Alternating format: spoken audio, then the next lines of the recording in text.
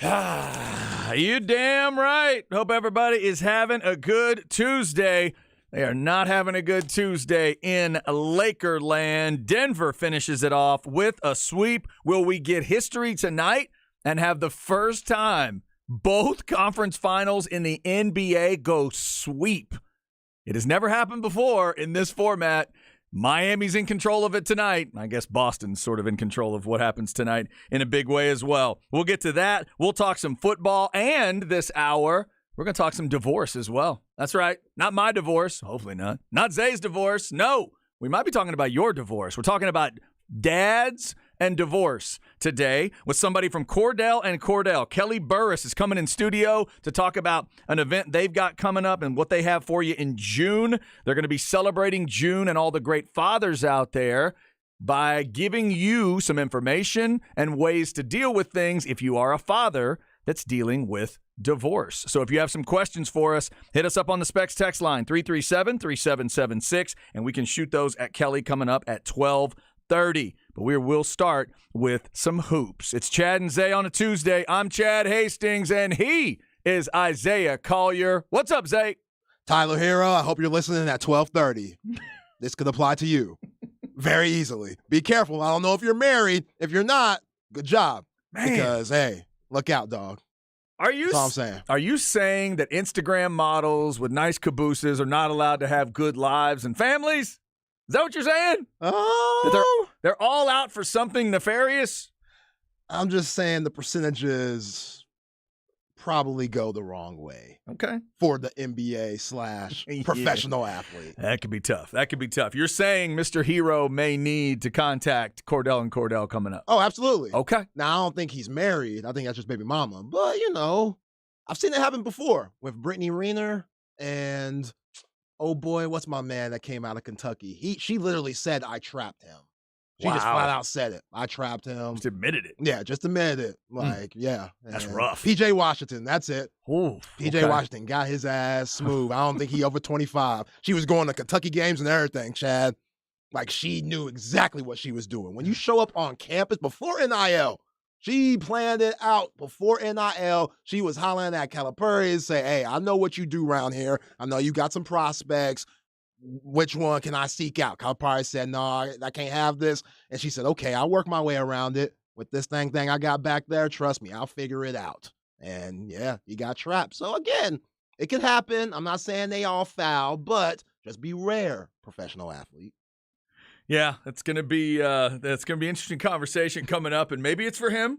Yeah. Or maybe it's just for some of our listeners. Maybe it's just for our listeners. Today, yes. And Kelly just hit me up. She is, I believe she is just about to the building, ready to go. We're going to have that conversation coming up at 12:30. But first, it was sweep time last night. And somebody already texted in, bye-bye, Lakers, go Spurs, go. All right. That's petty. All right, Spurs fan, calm down. You got your number one overall pick, and now you're ripping on the Lakers. I guess. Man, those battles in the 2000s were vicious. Life is good. Life is good if you're a They still remember that Derek Fisher shot, 0.4 seconds. Oh, yeah. Yeah, if you're a Spurs fan, you're having a good day today on multiple levels. So Denver finished it off 113-111. Zay, the Lakers had a 15-point lead, I think it was at half, but it just never felt big enough for me. I never felt like they were going to win the thing. Denver had an answer for everything the Lakers threw at them. What'd you think last night?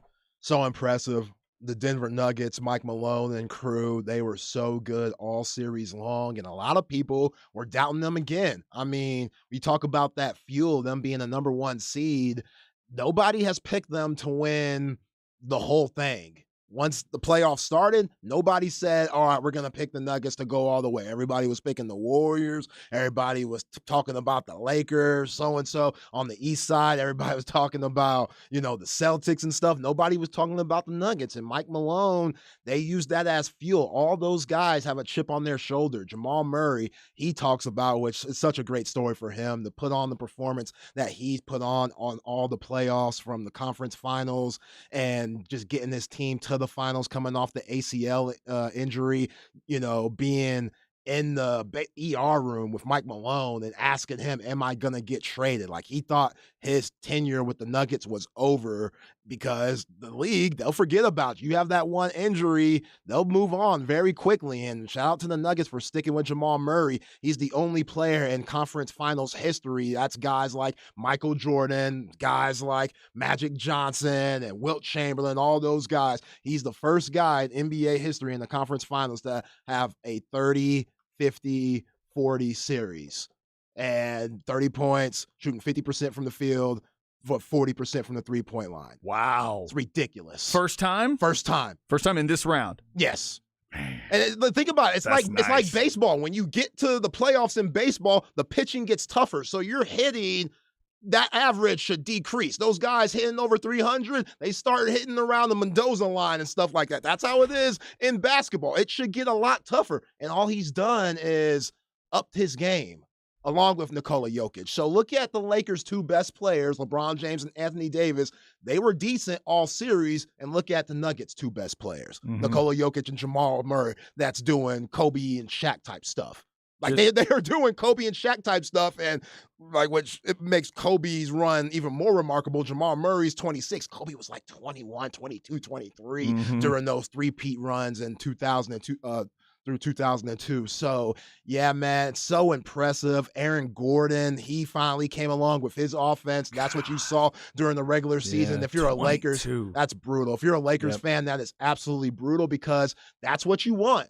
You don't want Nikola Jokic shooting threes. You don't want him, dominating Anthony Davis inside or Jamal Murray taking his man off the dribble. You want guys like Aaron Gordon taking wide open shots. He just has to knock it down. And he did last night, which is why I'm just like you, Chad. I felt like that 15-point lead, that was nothing. With the way that they were playing, the confidence that they had, that's just, they knew what was at stake and they showed it. And LeBron James, he was amazing in game 4, 31 points in the first half. I thought he was absolutely terrific, but so many miles. I said the other day, like, he's played 3 extra seasons just in the postseason.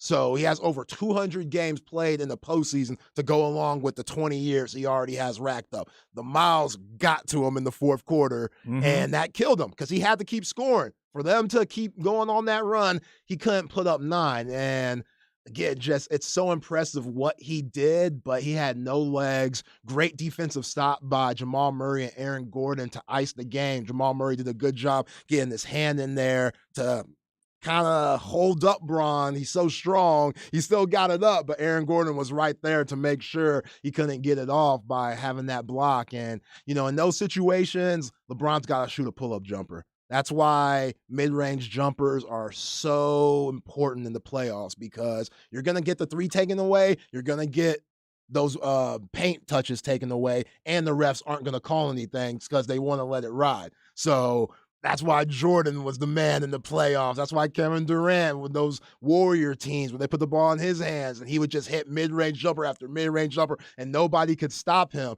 Hell, Chad, the last time any 2 combo put up these numbers with Jamal Murray and Nikola Jokic was Kevin Durant and Steph Curry in 2017. Those were the only 2 combos to do what they did. Not even Shaq and Kobe put up the numbers and the efficiency that Nikola Jokic and Jamal Murray did. Kentavious Caldwell-Pope, revenge series. Y'all traded me last year. I want a ring with y'all. That's personal.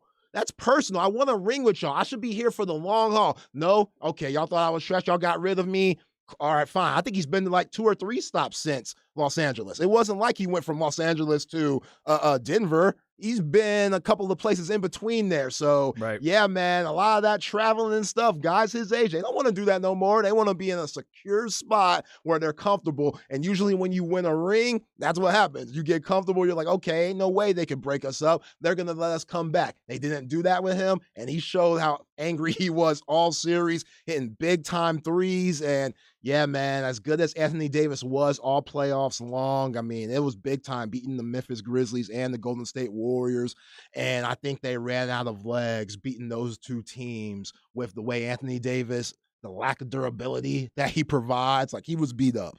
He was definitely beat up. And Nikola Jokic, man, just, I don't know how you stop him. The shots that he hit yesterday were some of the most impressive shots I've ever seen. Nobody shoots that, Chad. that 1-footer in clutch time to put them up by 6, shot clock going down. The ref thought it was 2 because the ref's never seen that before in his life. Nobody shoots a step back 1-footer from the 3-point line. Nobody does that. Dirk wasn't doing that. He was doing it from mid-range. He wasn't doing it from the 3. Joker hit 2 yesterday. He hit one on Braun in the first half, and then he hit one in clutch time on Anthony Davis. Then they gave him the ball when it was 11-11 all. They gave him the ball in clutch time, and he just Euro steps Dennis Schroeder and Anthony Davis for an easy bucket. Like, bro, you're almost 300 pounds, it looks like. At 7 foot, you shouldn't be able to move like this. Like, his skill set is ridiculous. And if he wins a ring, he's going to pass up a lot of these great centers. Spurs fans, Admiral, David Robinson, he going to pass him up. But people are like, oh, but David Robinson has 2. Tim Duncan was the man on that team. This team, this Nuggets team, they don't got no all-stars. I'm not saying he's the dream. I'm not saying he's Shaq. But you're going to have to start giving him that respect like you give those other guys. I ain't saying he Kareem. I ain't saying he will. But you're going to have to start giving Nikola Jokic some serious respect because what he's doing is ridiculous. They are 4 wins away from that first title in Denver. If you want to throw in, Specs text line is 337-3776. Somebody points out, yeah, that drive by Jokic at the end of the game took it into his own hands and the defense at the end. Just beautiful. This one says Murray is also the first player ever to ball out in some New Balances. Nah, Kawhi rocks New Balances. There you go. Yeah. This one just says MJ equals GOAT flu game. Oh, there you go. Oh, remember, not flu game. Yeah. Poison pizza game. Poison pizza game. Poison pizza game. Very different. That's different. It's very different. He was yakking all night. He did not have like a 103 fever. That is different. Flu game just sounds a lot more cool. It does sound a lot more cool. It just sounds cool. Dope. Like nobody yak game. They should have called it that. I would respect yak game. I don't care what it was. I remember watching that game live. Like, he looks like hell. But he's playing like Jordan. Oh, he's just ridiculous, incredible. Man. He was tip dunking, hitting big time threes, and then the most iconic part was when they knew they iced the game, Scottie carrying them off the court. I'll never forget that. Absolutely. So iconic in basketball history. All right, so let's give Jokic a little more love. Last night it was 30, 14, and 13 for him, including 3 of 6 from beyond the arc. You mentioned the 2 falling back, which is absolutely stupid. So another triple-double. This is the list. Most triple-doubles in a series-clinching game. NBA playoff history. The Joker is now 3rd all time. He's got 5 of those games. The only guys that have ever played that have more, LeBron's got 6 of them, and Magic had 8. Yeah, y'all trying to question me about this David Robinson Joker stuff. Joker has more MVPs than the Admiral, and the Admiral never won a ring when he was the man. Here we go. He did it. The man from Navy was nice. Rookie of the Year, he was amazing. But was he ever the man on those championship teams? No. The greatest power forward of all time was. So, like, that's that. Like, I don't really want to hear this. The comparison ain't there no more. Because he wouldn't have won the MVP even in, like, 99, right? Hell no. Was that Duncan's finals MVP? Yes. For 99? Yes. I would assume. Yes. He didn't even deserve it in 95. Hakeem did. And proved it when they came in as a 6th seed and upset them. You're talking about league MVP. Yeah. Right. Yeah. And that's what Joker, he's probably riding off that momentum too. If I'm Mike Malone, I'm saying, oh, you should have won 3 in a row. You should be like Larry Bird, 84 through 86. 3 in a row. They gave it to Joel Embiid. You need to prove it. You need to prove that you the MVP, bruh. And, you know, Joker, he acts like he don't give a damn. That dude, he got some serious toughness to him, man. He's got some serious toughness to him. Nothing phases him. He just killed Anthony Davis all series long. And then the dimes, Chad. The dimes, just pushing it up the court, throwing no-lookers, spinning off guys, throwing it with the opposite hand, with the left hand, guys cutting off him. He's looking in the crowd, throwing bounce passes to the rim. It's ridiculous. Dude, that little running bounce pass. Oh, my Admiral God. wasn't doing that to Vinny Del Negro. No. Those things were happening, man. And again, it's not even like you're dogging one specific person when you talk about him versus every other center that we've seen, because I can't come up with one guy that's ever done all of it at the same time. And I'm a huge Kareem guy, and Hakeem's got his place, and David's got his place, and Shaq's got his place, and there's all these guys we could talk, Bill Russell, and all the discussions, but it's like, wait a minute, have I ever seen a center that can do all of that? I'm not sure if I have. Yo, Look, I know Spurs fan. They get petty. We just saw Spurs fans just hating. They get petty. You know, they get a little offensive. I get it. David Robinson was special. Dropping that 71-point game to get the scoring title, that's absolutely stupid. But I just want y'all to know what we're seeing right now is some of the most impressive stuff I've ever seen in my life. Like Anthony Davis is an iconic defender, and he made it look like it was rump roast. Like he made him look like a JV lightweight player for 4 straight games, and he got into foul trouble too. In a couple of games, and he would just come back in last and night, dominate. Yeah. He got himself kind of trapped after that 5th foul, and I was shocked the Lakers didn't go at him more at that point. They did. Anthony Davis had a dunk that had a little bit of contact on it, and the refs being that's good officiating. In my opinion, that's good officiating. You keep the stars in, especially if it's light. If he does a dirty hack, Bill Laimbeer, Rick Mahorn type foul, okay. But if he barely bumps him where it doesn't alter the shot for Anthony Davis, let him stay in the game. It's better for the league. But yeah, man, that 1-foot shot, they're going to be playing that on NBA film tape for years and years and years. Like when we're dead, they're going to be playing that shot. Dude, it had like a Steph arc on it too. Yeah, Steph, Dirk, like all those guys. Like that big high arc. He put it on both of them and they both went in. That's crazy. Crazy. Yeah. Specs text line 337-3776 says his passing skills are absolutely phenomenal. He looks like a tennis ball machine serving up instant jumpers. Somebody says, what's up with all the hate on the Spurs lately with Zay and Jeff Howe? Well, it happens. I don't know. I don't know what to tell you. This says Jokic went through LeBron like nothing, and someone else just texted. Big Mike just texted. Anthony Davis equals, all caps, soft with like 5 T's. Yeah, I wouldn't say he's soft. I would just say Joker's that good. You know, he's not soft. He's still fragile. I mean, he'll get nicked up and, you know, he's still a slender type of big man, but go back to the Grizzlies series, go back to the Golden State series.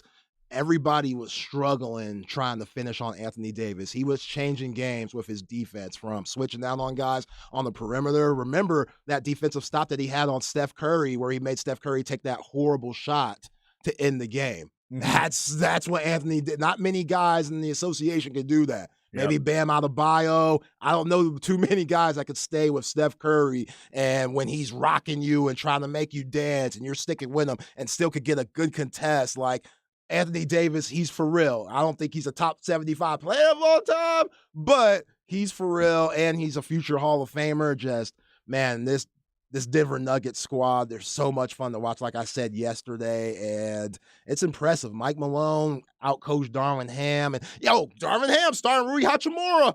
Hey, he got About there. time. Yeah. About time. Bringing D'Angelo Russell off the bench. About time. Like, F your feelings, D'Angelo Russell. You waited too long. Darvin Ham, he'll figure it out. Like, sometimes you can't be these guys' friends. Like, sometimes those guys, like when they were players, they were like, I hope coach gives me this responsibility and trusts me. Like that's, as an NBA player, you want that. And some coaches have a hard time with that. And some coaches are way too lenient and give guys way too much responsibility. And we've seen that with Joe Mazzulla in the Eastern Conference Finals with the Celtics and Darvin Ham with the Lakers. All right, Denver gets through. We will continue to talk about that. Justin Wells jumping on with us at 1:05. We normally have him on Wednesdays, but baseball tomorrow. So we'll throw Justin in today and talk some Longhorns. Up next, we're going to talk some divorce. If you're a father that is going through a divorce, we're going to get some help for you from Cordell and Cordell. Kelly Burris, a partner at Cordell and Cordell, to talk to us about what they've got going on in June. Stay with us. It's The Horn.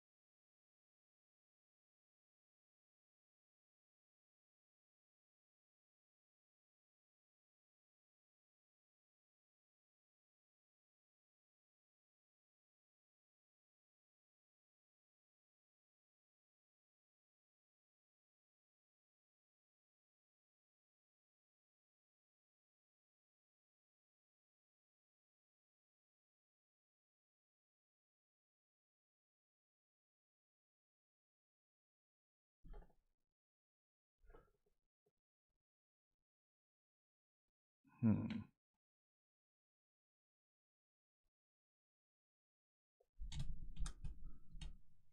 right, getting started on a Tuesday. I feel like I'm supposed to know this one. Yeah, you should. This should be like right up my alley, right? Yeah.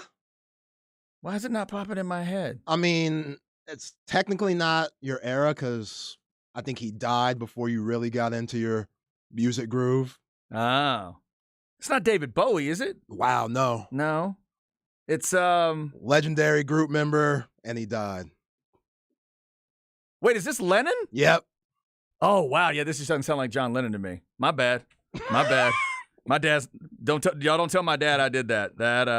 That would not be good. What's the song called? Whatever gets you through the night. Ah, goodness. Okay, I did not recognize John Lennon. We're not off to a good musical start today. All right, Chad and Zay with you on this Tuesday. We got Justin Wells coming up at 1:05. We're going to talk more NBA. Denver advances to the Western Conference, through the Western Conference Finals into the NBA Finals last night.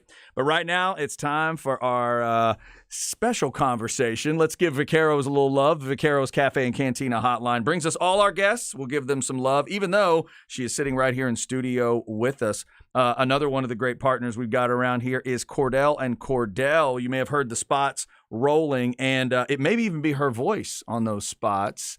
Kelly Burris, partner at Cordell and Cordell, joining us today. How are you? I'm good. Thank you for having me. Is that you? You're the big star of those spots? It is. I just started doing some of the radio spots for the firm. This was kind of my first time out of the gate. So nice. Got good radio voice. Yes. Yeah. Student radio. I've heard a lot of student radio. I've heard a lot of compliments of those spots. So it's very cool. So you guys are focusing in. You have always focused in on men when it comes to the situation of divorce and everything they go through. But with June coming up, you guys are focusing on fathers. Correct. And divorce. So we may have those out there right now. If you're driving around right now and you are a father that is about to go through divorce, you're in the beginning stages of it or whatever that is, or maybe it's something that you realize is going to happen. There's a lot of things out there that we will talk about.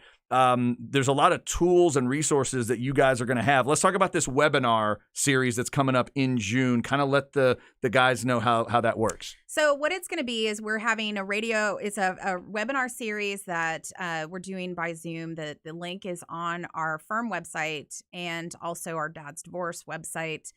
So we're doing it every Friday at noon in June to celebrate, Father's Day is in June. So instead of just one day, we're gonna give dads the whole month and just kind of celebrate fathers, give them some additional tips and tricks and things that are gonna hopefully, that we all as parents struggle with, and trying to meal prep and take time and planning and teaching your kid about finances and things like that. So all these great tips, and we're gonna have guest stars on, or actually guest speakers on to talk about these different things to help dads just kind of become just that much greater of a dad. So, yeah. It's very cool. Obviously, a big challenge in their lives at that point. One question, and I'll let Zay jump in here too, but one question that's been rolling through my head. For you, is there a difference in the way you're dealing with something for a guy out there where he's making the decision to get divorced, or a guy that's out there where the wife is making the decision to get a divorce, or the significant other has made the decision to get a divorce? Is there any difference in that for you guys? Strategically, it can make some impact, but I think more so it's, when you're getting ready to get a divorce, you can anticipate strategy. You can kind of think ahead. I know a lot of the times the wives, when they're looking at getting a divorce, they're thinking months and months in advance, and they're strategizing as to exactly how it's going to go down. When you get blindsided with that, I think it's more difficult. You're just not ready. You don't have the tools ready to kind of prove your case and do what you need to do. So it is a little bit, if you are the one kind of anticipating it, it's probably a little more advantageous. But at the same time, it's not something that you certainly can't prepare for. But yeah, anytime it's coming down the pike, it's important to get good advice. Right. Yeah. No doubt. So do you give tips to fathers based on the age of their child, because it's very different from getting divorced when your kid's 2 to when your kid's 13. Well, and that's kind of the webinar is designed to, there's something in there for dads of for kids of all ages. So, for example, you're not going to need to be teaching a 4-year-old about finances, but maybe I've got a almost 11-year-old. She's starting to get into that and trying to figure out, trying to teach her about budgeting and money and that kind of thing. Teenagers, it's more of an issue. Social media, that's a little bit for older kids, but making memories and things like that might be for a little bit younger. So, the webinar series, we're designing it to be not just for divorcing dads or who might be going through some changes in their life like that, but for all dads of kids of all ages. So it's important to kind of get on there, check out what really sort of meets your needs based on who we might have on for that week. We're talking with Kelly Burris, partner at Cordell & Cordell. Again, you can go to CordellCordell.com to find out more information on the webinar series. Also, as she mentioned, dadsdivorce.com. Every Friday in June at 12 noon is when the Zoom calls are going to be the webinar series. So being Zoom, a little more convenient for you. You're not having to go out to different places every time. So that's good. And like she said, different speakers, different guests that will be a part of it. As when you deal with fathers and divorce, what is the biggest sort of freak out they normally have? When it's the father, no matter how many kids there are, when they face it, what is the first thing that you think that you witness really freaking them out? That they're going to lose time with their kids. I think that's the number one thing, is they're terrified that they are not going to be able to be dads like they've been. And they don't want to lose any time with their kids. And that's a struggle, regardless of what side you're on. You're going to spend less time with your kids if you're going through divorce, just because you're now in 2 households. However, I think a lot of dads come into it thinking, oh my gosh, I'm only going to see my kids 1 or 2 days a week. And that is by far the biggest panic. And so the first thing I have to do usually is kind of say, look, the state of Texas wants you to have a relationship with your kids. Now, whether or not that's what you think in your mind should be where it should be, depends on the judge and depends on the facts of the case. But, most parents are going to get really significant quality time with their kids, even after a divorce. But that's by far the biggest freak out. I can understand that. Because that'd be the first thing in my head. That'd be the first thing in my mind, Zay. If it was something was going to change, that time is got to be thought of. But that's also a sobering fact you just threw out, just by definition. If you're getting divorced, unless you're going to be one of those really modern divorced couples that lives in one big house on one side or the other, right, you are going to be in different places. Yeah, that's definitely a struggle now. Because, when you have a father that's going through something like this, like you said, them being without their kids, it's going to happen. That's a fact. How do they cope with it? What do they do in their meantime? Because life is going to change. What do you give them? You give them any tips on how do you deal with that, from having different hobbies or just different ways to stay involved, like phone calls every night, like texting your kid where you don't know what age they are, but I know there are different ways to go about it. Yeah, it's certainly an adjustment. And there are ways to be there for your kid without being physically present, putting them to bed every night. There's ways that you can be involved in activities, and some dads are really involved in school activities, and then some don't get as involved until the divorce goes through and, they realize, hey, this is a big part of my kiddo's life where I can be present and I can be doing those things. So, for example, sitting and watching ballet rehearsal, it's something I know I leave. I drop my kid off and go somewhere else for an hour and come back. But, if I'm a divorced parent and I want that extra time, that's certainly something that they can adjust to. Phone calls, FaceTime, all of that becomes important and becomes crucial when you're not seeing your kid every day. But it is an adjustment. It's going to be hard to get used to, saying goodnight, kissing them goodnight every night, to maybe kissing them goodnight, on a different schedule, regardless of what that is, whether you're the one that has the most of the time or less amount of time or the same amount of time or whatever it is. It's hard not to have to be able to kiss your kids goodnight every night. Yeah. Oh, absolutely. That's definitely something I know people are going to be thinking about. And again, remember this webinar series is coming up now. In terms of the kind of business side of this for you guys, obviously, if somebody's going through a divorce, you would like them to contact you guys, and you could certainly be willing to help them out. But in terms of this webinar series, how does it lay out in terms of, is there a cost for the webinar series, like a separate cost, or how does that work? No, I mean, it's just we have this available to these dads, Okay. and there are going to be discounts provided and resources for apps. So, if it's an app or something that you might have to pay for later, but there's going to be discounts on that. So it's more, we're having those guest speakers come in from these different, so for example, Art of Fatherhood podcast, we're going to have somebody come in from there. So these different applications and things that you can use for dads. So that's kind of more, as far as what the guests are getting out of it and what we're getting out of it. But Gotcha. but really it's just, it helps our cases and it helps the dads when they become more involved and they learn some of these tricks and they learn a lot of these things on how to be, super dads and how to be really involved with their kids. And these are things that we see, and we're kind of gearing it towards things that we see that maybe not all dads are as involved in, that they're kind of missing out on these really great opportunities to be super involved in their kids' lives.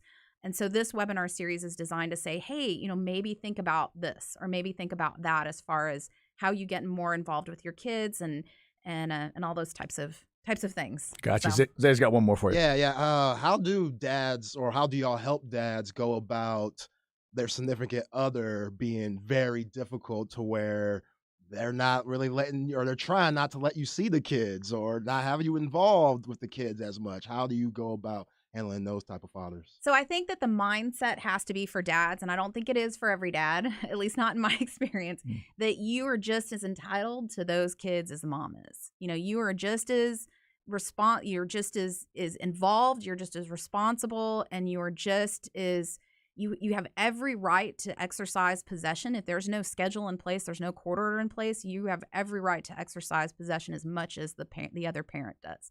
And so, going in and yes, we do in court orders put into place certain things so one parent can't call those shots, and it's not up to just one parent to dictate everything that how the other parent is going to parent.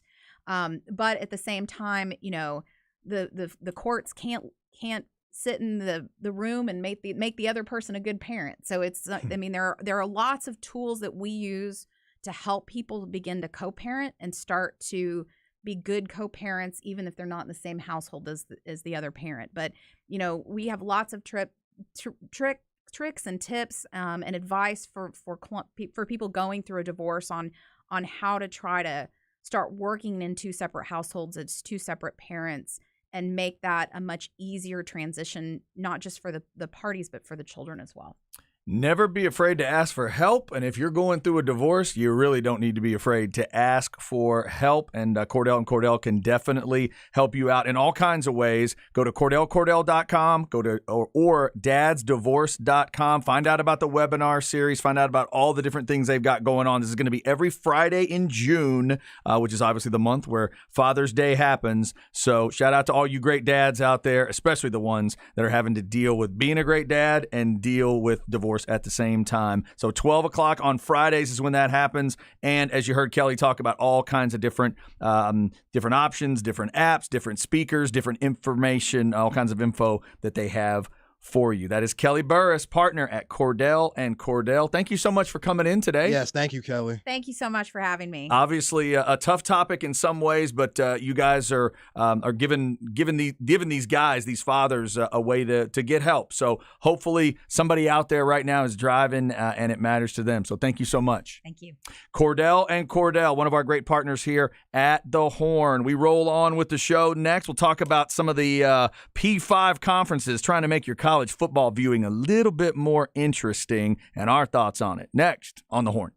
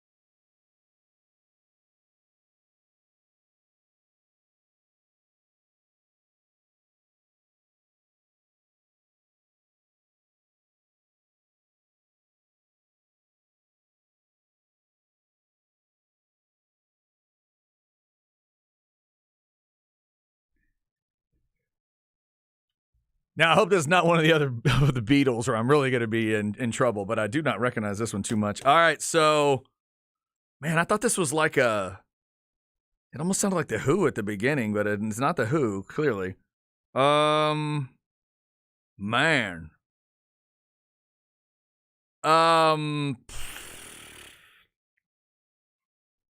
Yardbirds, I have no idea. Sweet. Sweet? Sweet. Like SWEET? Yep. All right. Lil Willie is a song. Little Willie. All right. It's going back a ways there. Sweet and John Lennon have gotten us started today. Yo, Go ahead. Lakers, LeBron haters. I know y'all loved when Aaron Gordon checked him yesterday. I saw LeBron getting out of character. I've never seen LeBron have his elbow in somebody's neck before. Yeah, I've never seen that from him. that was a little intense. And by the way, nice job by Gordon to hook him to create it, too. Oh, You catch great that move. with the left arm? Great move. He pinched LeBron's arm, wouldn't let him pull that right arm out of there, and just kind of waited and just to see, Got him contemplating retirement. He did. Yeah, after the game, the comments there. I mean, we all should understand LeBron's 38 years old and probably should be taking it year by year. But when he makes the comment about wanting to play with Bronny, and let's face it, when his last game of record is 40, 10, and 9, it's not like we're all thinking, yeah, he's terrible.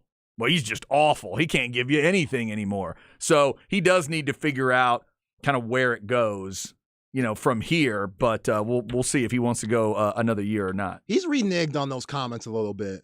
Ever since Bronny committed to Southern Cal, he's gone back and talked about how this is his vision, this is his journey. Okay. And I think Mama James had a lot to do with that because I've seen them both in different interviews, and she's talking about, I just want him to be happy, whatever path that is. If that's basketball, we have enough money to where he can learn something else. Yeah, right. Like, if he wants to do anything else or have a hobby that could turn into a career, I'm sure we could find schooling for that or teachers or trainers for whatever our kids want to do. So I am not worried while Bron was over here talking about, I wanted to play in the league with him. I think he's come back to earth and said, yeah, first off, my kid has to be good enough to get to the league. That's been my claim the whole time. He has to be good enough. You can't just throw him in there. We see how difficult it is to be in the NBA as it is. Like, I get you're LeBron James Jr., but he still has to be good enough. And yeah, LeBron, it's his vision. It's his journey. Let him take it on its own. Don't give him that extra pressure.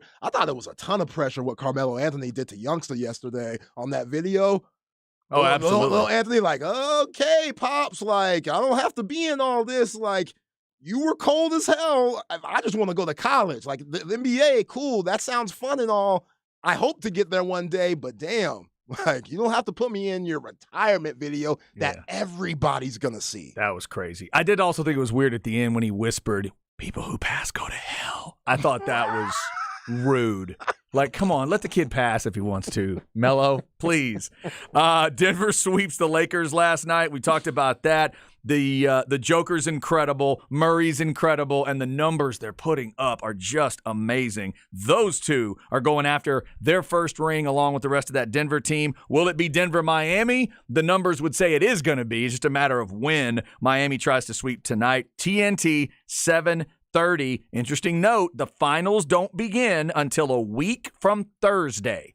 So Denver gets 9 full days off before the finals start. If Miami wins tonight, Zay, they get 8 full days off. Yeah, and Jaylen Brown, Marcus Smart, shut the hell up. Oh, wait a minute. The Celtics are talking? They're talking about, Marcus Smart said, don't let us get one. Jaylen Brown out here talking about, don't let us win this game. Or else. Let me guess. Jimmy Butler's response was, don't worry, we're not. I mean. That's our plan. They just let their game do the talking. When they get on the court, then they'll start chirping and stuff. But I don't think this is a good look. Being down 0-3 and talking mess, that doesn't smell like success to me. Yeah, there are some sports where I might let you get away with a little bit of, we'll see, game by game. Y'all just show up and we'll find out. But in the NBA, when you're down 3-0 and it's 0-150 now, just go play. Just go hoop. Shut up and hope you hit a couple buckets. Yeah, especially after that whiff Marcus Smart had on that punch on Caleb Martin. Oh, my God. At least connect. That's still brutal. Again, it's brutal. You intended to throw a punch in an NBA game and they called a common foul. Like, that's terrible. That is the worst punch ever. They want to call flagrants on everything. They'll call a flagrant in a layup line nowadays, and he couldn't get that flagrant call. Chad? Yes. Craig Way update. He says Sweet was a very popular band from England back in the 70s. Okay. I'm sure you'll recognize the big hit, Ballroom Blitz. I don't know what that is. Oh, Sweet is Ballroom Blitz. Yeah. Well done, Craig Way. I do know Ballroom Blitz. Yeah, Little Willie was their first big hit, which we just played. Okay. And then he said they had two other big hits, Fox on the Run and Love is Like Oxygen. So shout out to Craig. There Good you looking go. out. I like it. Craig Way, one of my favorite music snobs out there. If Craig and I were in like in fact, if Craig and me and you were in like a music trivia contest, I think we'd be pretty well covered with a lot of stuff because Craig can fill in a lot of gaps that I've got. And you're filling in gaps that both of us wouldn't have. Oh, yeah. And I think we could all help each other out a lot. You know, there's certain things from like the 60s and 70s and 80s because Craig's into the yacht rock vibe and I'm kind of into it, but I'm big into yacht rock. But I don't know it as well as he does. And yeah, so that is helpful. Thank you, Craig. I do like Ballroom I think Blitz. I'm in yacht rock just because I'm a tropical brother. Is that right? Yeah, that what it I is? like my feet in the sand and stuff, being on a boat. That's my cup of tea, dig? Nothing wrong with that. And for Craig and all you Sweet fans out there, I'll give you this one. The band that covered Ballroom Blitz later that I dug was Crocus. A little bit of a metal cover. Oh, okay. Crocus, ladies and gentlemen. All right, let's get him a quick crap bag here. We got some college and pro ball to talk about.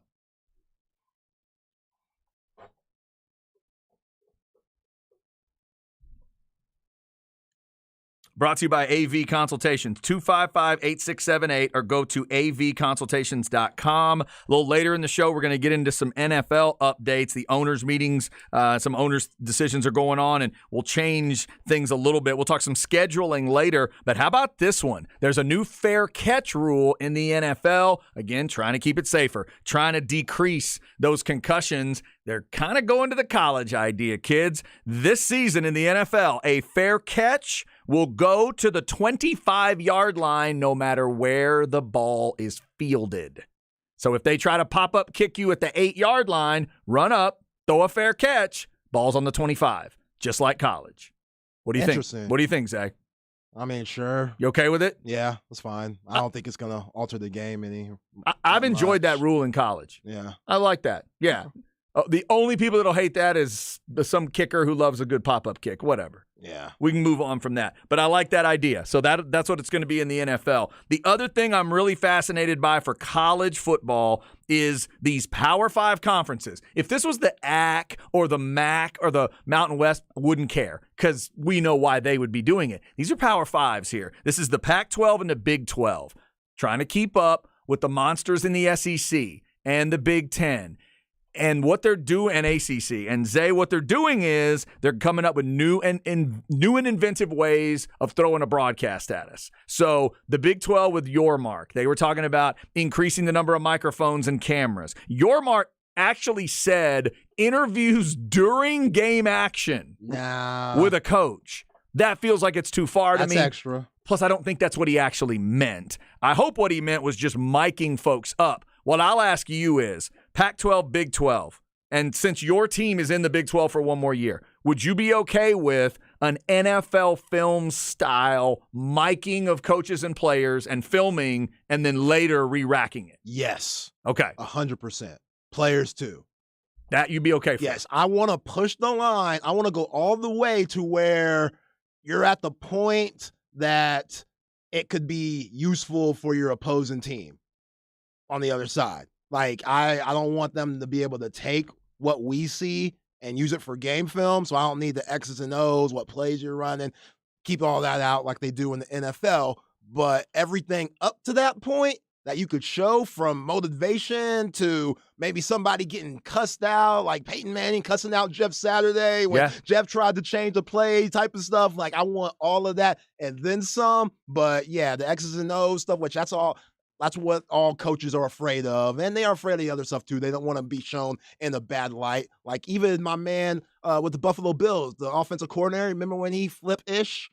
like he completely flipped out of one of the games because they made the wrong call, and that was all over social media, and he just lost it in the press box. Okay. He absolutely lost it. Right. Throwing Yeah, papers Yep. and stuff, hitting Cubs. I love that. I wish he was mic'd up. And we already have those cameras in NFL, occasionally in college. They're talking about more of that, more cameras showing the coaches in the boxes, in the press box, and just more of that stuff. In theory, I'm with you, and I like it. But we all have to be comfortable with the idea that we all know some of these kids are 18 years old, right?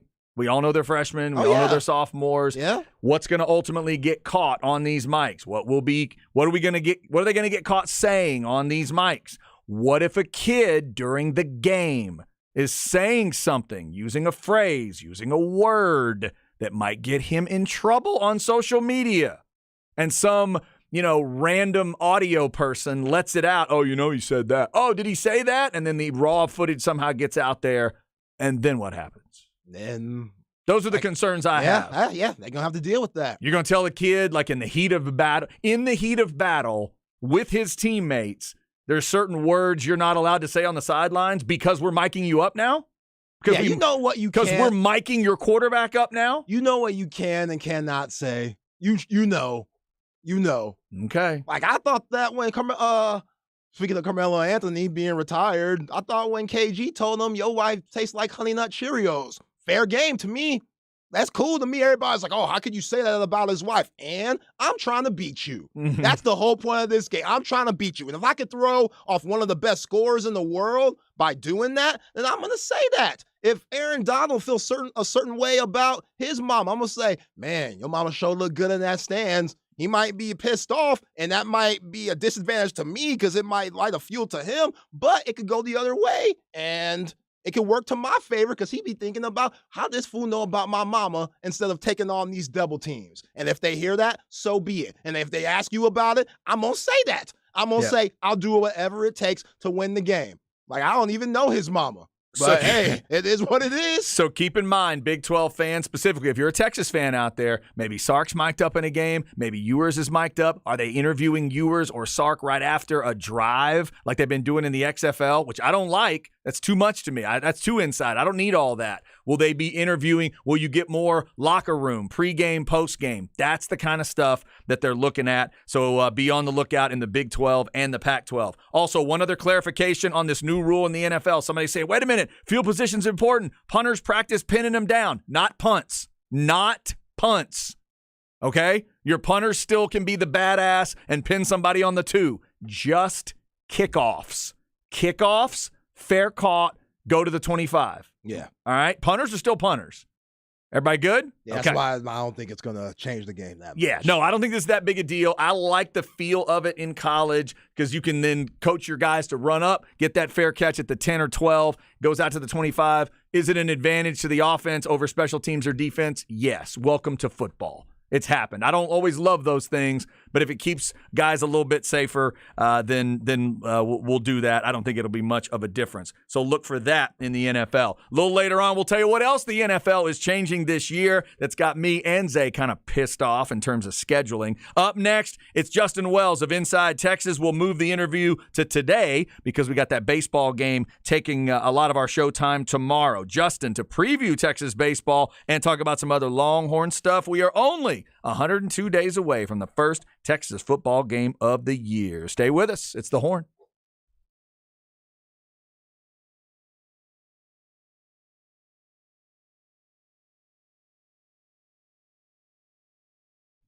All right, this is Chad. Let's talk sinus and snoring specialist. Hope you're sleeping well and breathing well. And if you're not, Dr. Slaughter and his crew can help you out, just like they did for me at Sinus and Snoring Specialist back in 2017. I went in there. They showed me that I was blocked in my nasal passages. 85% blocked was their estimation. They showed it to me with a little camera that Dr. Slaughter helped develop. So when I say the absolute latest cutting edge technology of ear, nose, and throat, That's what we're talking about here. They're able to send you home with a sleep test, and you sleep in your bed in whatever position you normally do, and they are able to take that data and look at it and figure out, are you experiencing sleep apnea through the night? How many times are you not breathing? How long are you not breathing? It really is, pardon the weird expression, but an eye-opening situation to find out what's going on with you. I had moderate obstructed sleep apnea, but they went about getting rid of that. They got rid of my allergies for good as well. That might be one of the most important things they can do for you. If you're in this area, you got all those crazy allergies, they can get rid of them. They can test you for 50 different allergies at once without needles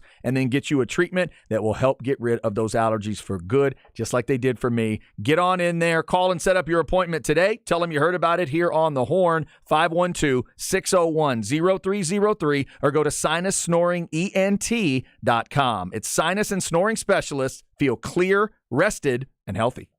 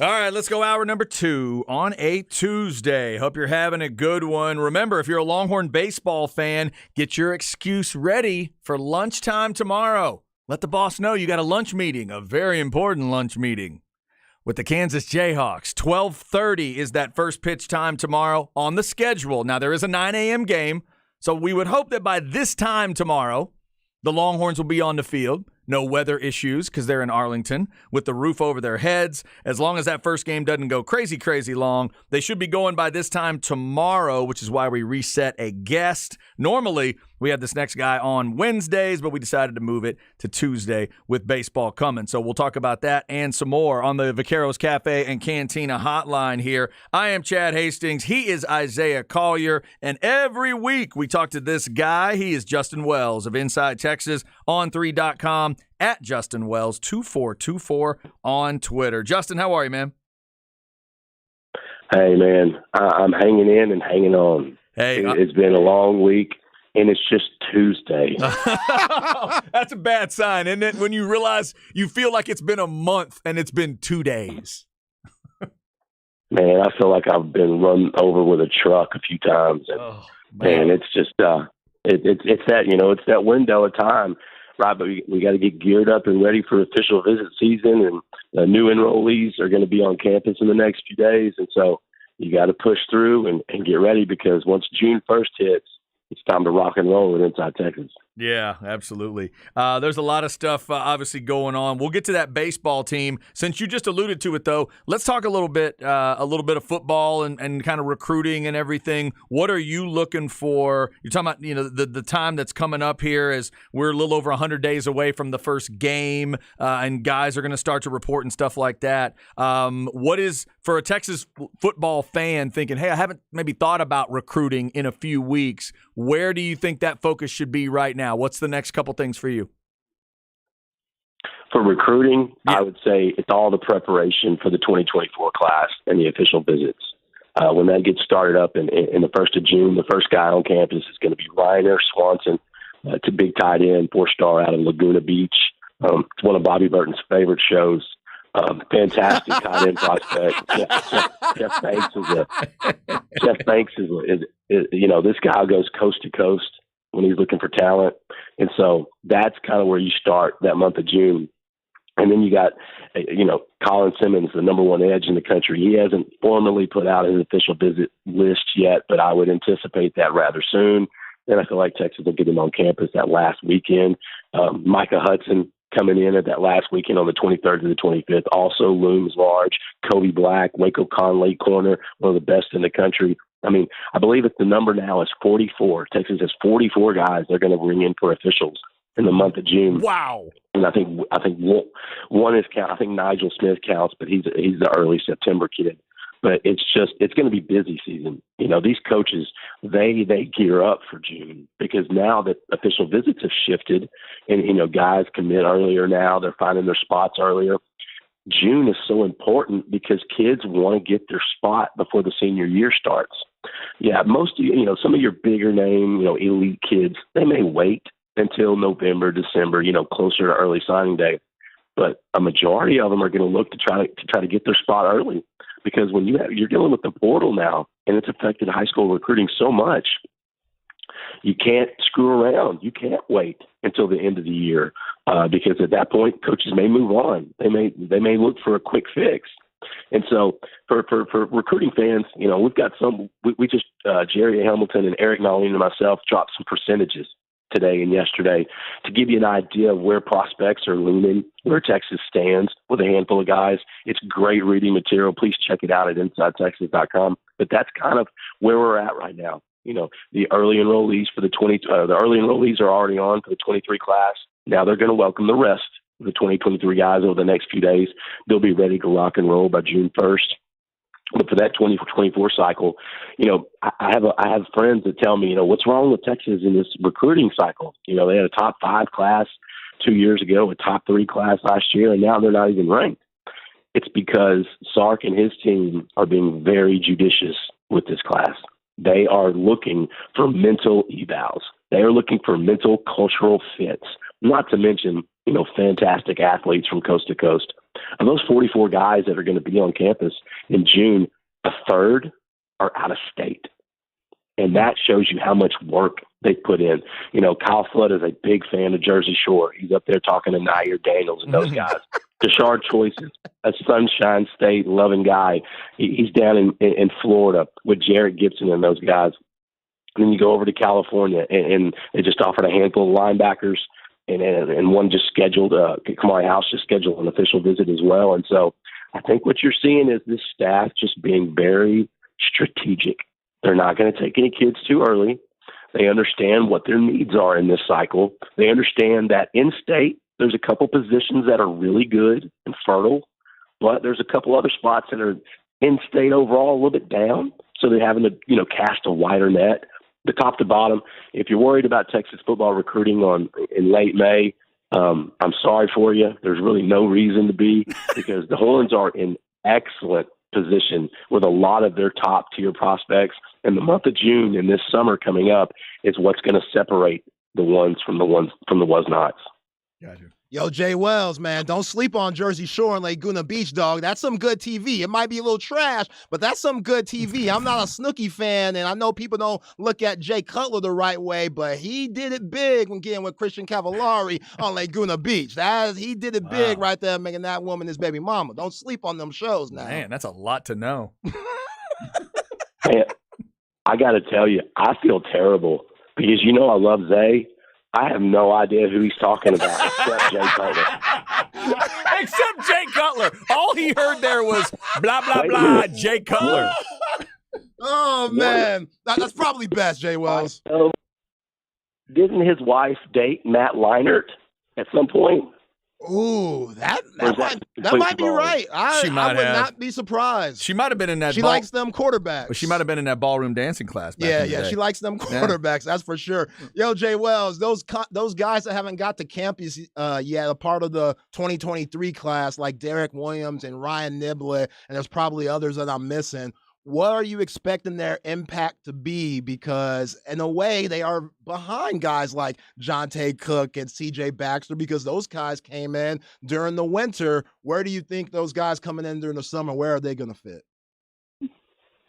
That's the thing with Texas, man. I think Sark and those guys, they look for those in early enrollees, because those are guys that they're not only more prepared from a classroom standpoint and in some points a physical standpoint, they're more prepared from a commitment standpoint.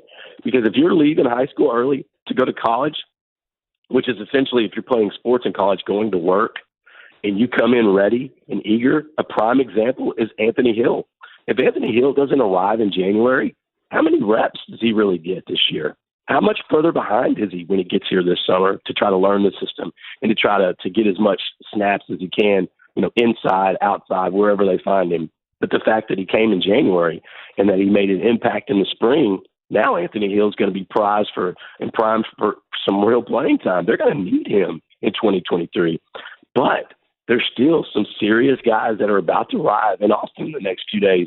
And it starts with Derek Williams, 4-star safety out of New Iberia, Louisiana, Westgate High School. They call him the Raptor for a reason. He goes after your head. He doesn't think about it. He just takes it.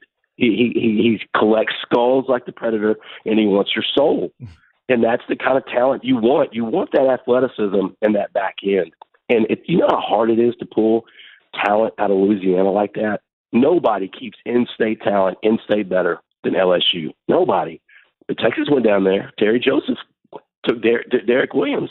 That's a guy that when he arrives June 1st, get ready. Because even though Jaron Thompson and Jalen Catalon and a lot of those guys have got some spots locked down and they know the defense and know what's going on, none of them had the athleticism of Derek Williams. And so that's going to be an injection that they need in that back end. Another one is Jelani McDonald. He's one of my favorite recruits from this class. Not only does he have one of the best personalities, very engaging, very coachable, he plays everything, and he's good at everything. If it's not being a quarterback for Waco Conley, if it's not playing corner or safety for Waco Conley while you're also playing quarterback, if it's not winning the Waco Tribune Syntex Boys Basketball Player of the Year, I was fortunate enough to watch a handful of his I watched a handful of his basketball games. If you didn't show up before the game, you didn't see the dunk contest. Mhm. It was tremendous. Then he goes and wins a gold medal in the triple jump his junior year, and then went back to UIL state track meet 2 weekends ago, where Joe Cook and I were there to compete again to try to win another medal. Jelani McDonald is the quintessential athlete and prospect that thrives at Texas under Steve Sarkisian. And so that's another guy that I'm excited to see. And then every single offensive lineman enrolled early except one. And the one that didn't, we got to catch a glimpse of him at UIL State recently, throwing the shot put. And that's Melissa offensive lineman Trevor Gooseby, 6'6", 290 pounds. And when you see Trevor, the first thing, me being an older man in my age, 45, the first thing I noticed was these offensive linemen, Mac Brown's the last year and Charlie Strong and Tom Herman's, they didn't look like this. And he's the one that didn't enroll early. And this is following the offensive haul that they got last year. And so these kids Sark is stacking talent on talent. And they're all strong physical and mental evals. They're all cultural builders, and they're all needs. And I think that's the thing you need to be excited about. Yeah, Arch Manning arrived early. Anthony Hill's already on campus. Jonte Cook has already made his way on the depth chart. But there's more coming, and these guys are hungry as well. And that's something to be excited about in early June. Talking to Justin Wells, Inside Texas. Justin, one more from me. Let's hit this baseball team. Obviously, they're playing really well. If you, in your mind, if they if they continue this run in the Big 12 tournament and maybe even win the thing, do you think they have a legit shot to host a regional? Probably saying top 8 seed in super regional. That might be out of reach, but do you think they have a chance to host a regional in Austin next week? Before they swept the number 6 West Virginia Volunteers in smashing fashion, I would have probably said no. But I really do think they're kind of hitting the groove. The early part of that rotation is pretty solid and good. The bullpen's still kind of a cluster, but they're finding guys that are making a difference. And now you're getting the sticks are starting to warm up. That 16-game winning streak, it didn't appear to be an aberration. It appeared that guys are starting to step up. You've got, guys that just popped in like a Porter Brown. You got Dylan Campbell, who I think is hitting every single game in his entire career in Austin.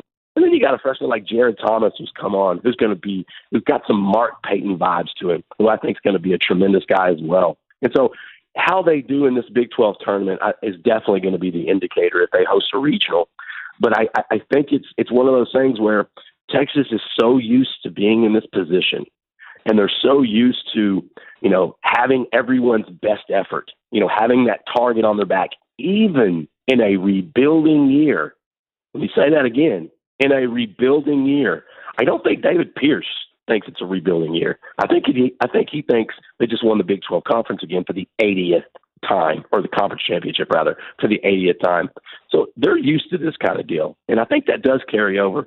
And I'll be remiss if I didn't mention Joe Cook from Inside Texas wrote the best story on Sunday about David Pierce, about Texas baseball. He put it all out there in great fashion. It's a free read. Come to IT and check it out. He really, that's our baseball guy, and he really put everything into perspective. And so depending on how deep they go in this tournament, it's going to tell us if they host their regional. But after what they did to West Virginia, I wouldn't be surprised if you see those guys there in a couple weeks. Jay Wells, Tyrese Hunter coming back to the 40 acres. That is huge for this upcoming 2024 season for Rodney Terry and the coaching staff. What does that mean to you for, this squad coming up? Zay, you and I, we love basketball. We're basketball guys by heart. And I'll tell you this, and I think you'll agree, you can never have too many ball handlers on a team. I'm going to say that again. You can never have too many guards / ball handlers on a team, in the college game especially. And the fact that Tyrese is coming back, this guy, he turned it on at the right time last year. He was one of the pieces that helped them make that Elite Eight run. He's a guy that I think is going to come back and bring some of that veteran experience. He's a great ball handler. He can shoot in spurts. He can create his own shot sometimes when needed, and he's a good on-ball defender. And then you're going to bring Max Amas with him, the Oral Roberts point guard transfer. That's That's just good stuff. And you know what? We've had some discussion in Inside Texas about, well, I mean, that room's going to be too crowded. There's going to be too many guards, and I have to interrupt immediately. That does not exist. Too many guards, that's an oxymoron. In basketball, especially at the college level, it's all about ball handlers and guys that can create their own shot and shoot. And Rodney Terry is setting himself up. He took a really bad hit with DeRon Holland. I mean, a guy that scores at 3 levels, he's going to be a top 5 pick in next year's draft. You know, that one stings. But he's gathered some guys. Cajun Shedrick, he's brought in. I like the kid they brought in from Oral Roberts, like we talked about. They got the UT Arlington kid coming in as well, Chondell Weaver.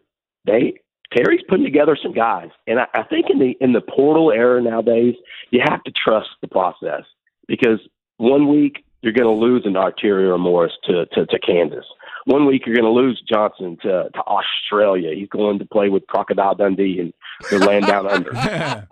And then you lose a Ron Holland. And so I get all these text messages. What's wrong with basketball at Texas? Nothing's wrong. This is what you call business as usual. When you let these cats sign agents now, that's exactly what's going to happen. And Terry is adjusting. He is making do with what he did. His predecessor, Chris Beard, that's how he got the Texas program, I felt like, on the right page, was filling in with some of these portal guys that can do a lot of different things and bring experience. And so with Tyrese Hunter coming back, you got Maximus, and then I don't think Caleb Love has picked a school yet. Ooh. And I think Texas is squarely in the mix against UConn. And remember, I mentioned that name because then I could hear some more people say, well, Justin, there's too many guards. And then I'm going to tell him, call Zay Collier, because he's got the answer. There it is. Never have too many guards. You're exactly right, Jay Wells. Never too many. Justin Wells, Inside Texas, on3.com, at Justin Wells 2424 on Twitter. Justin, we appreciate it. Appreciate you rearranging things this week. Get through that week, man, and we will hit you up next week, regular time. Hey, appreciate you guys always. Nothing but love. Thanks, Justin. Justin Wells, Inside Texas. You can kind of hear it in his voice today. He's going through a little something there and fighting through it. We appreciate him doing that. Yeah, too many ball handlers. That's like saying there's too much bacon on my BLT. I've never thought that once in my life. Oh, yeah. In college basketball, you need that because most of the time they don't have D'Angelo Russell-like issues.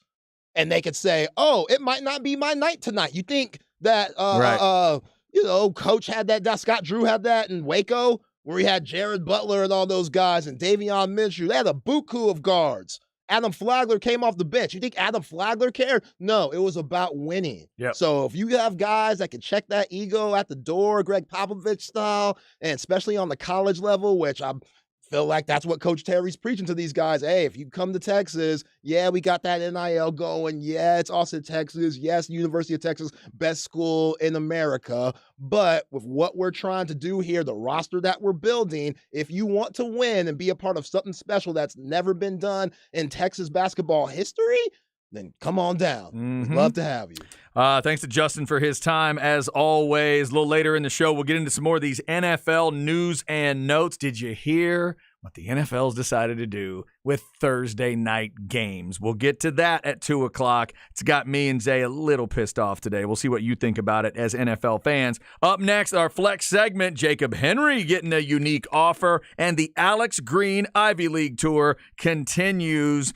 We've also got Where We At in Society with Zay coming up later this hour. So just keep it right here on The Horn.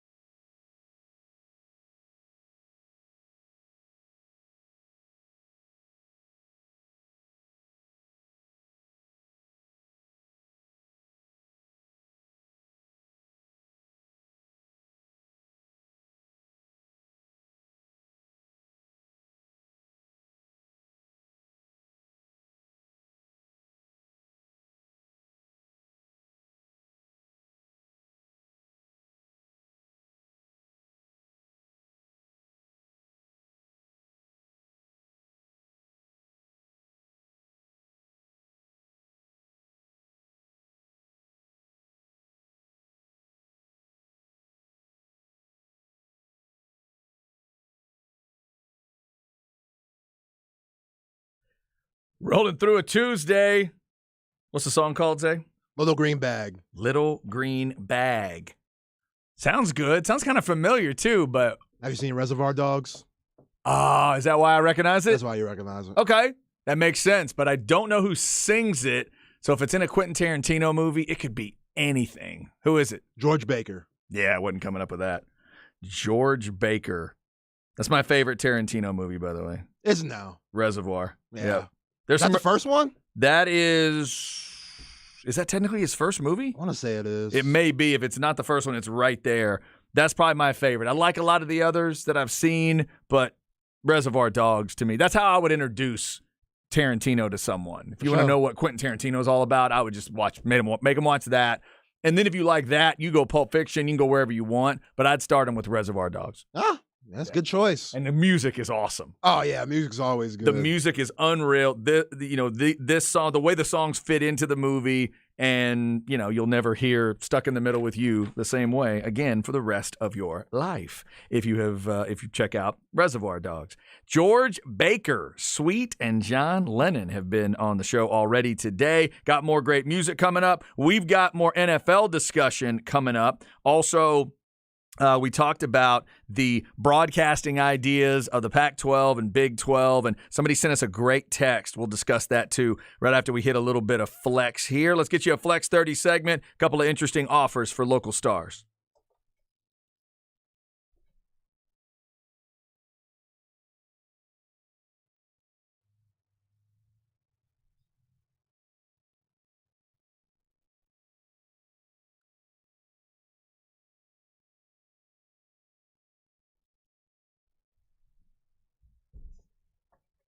You can check out FlexATX, FLXATX on your social media, FLXATX.com. You got the Wednesday Night Flex show coming tomorrow night at 7. Since Texas baseball plays at 12:30, they will not be in the way of the evening programming, so we'll get you Wednesday Night Flex at 7. Zay, we were talking about Mark Henry a lot the last couple of weeks because of the big lift event and the AEW show that was coming to town. But of course, Jacob Henry is his son, who's now going to be at Vandegrift, and he's not only a talented football player, but he's a wrestler and does powerlifting. He's done a lot of different stuff there.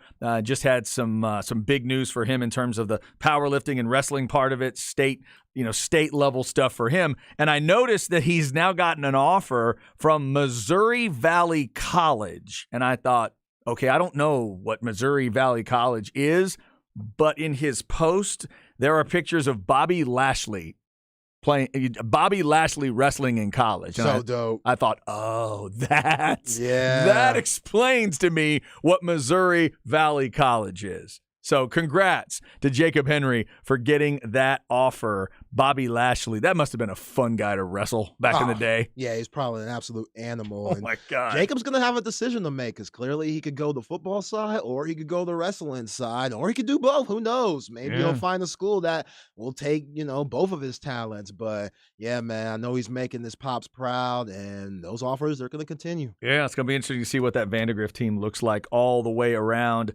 Him on the defensive side, you got transferring in. You've got the Mike Adams, 2 kids, one at quarterback, one at receiver that are transferring in, and then all the talent that Vandegrift brought back from a team that played for the state title last year. So shout out to Jacob Henry there. Also a shout out to Alex Green out in Hutto. Had a chance to check them out in 7-on-7.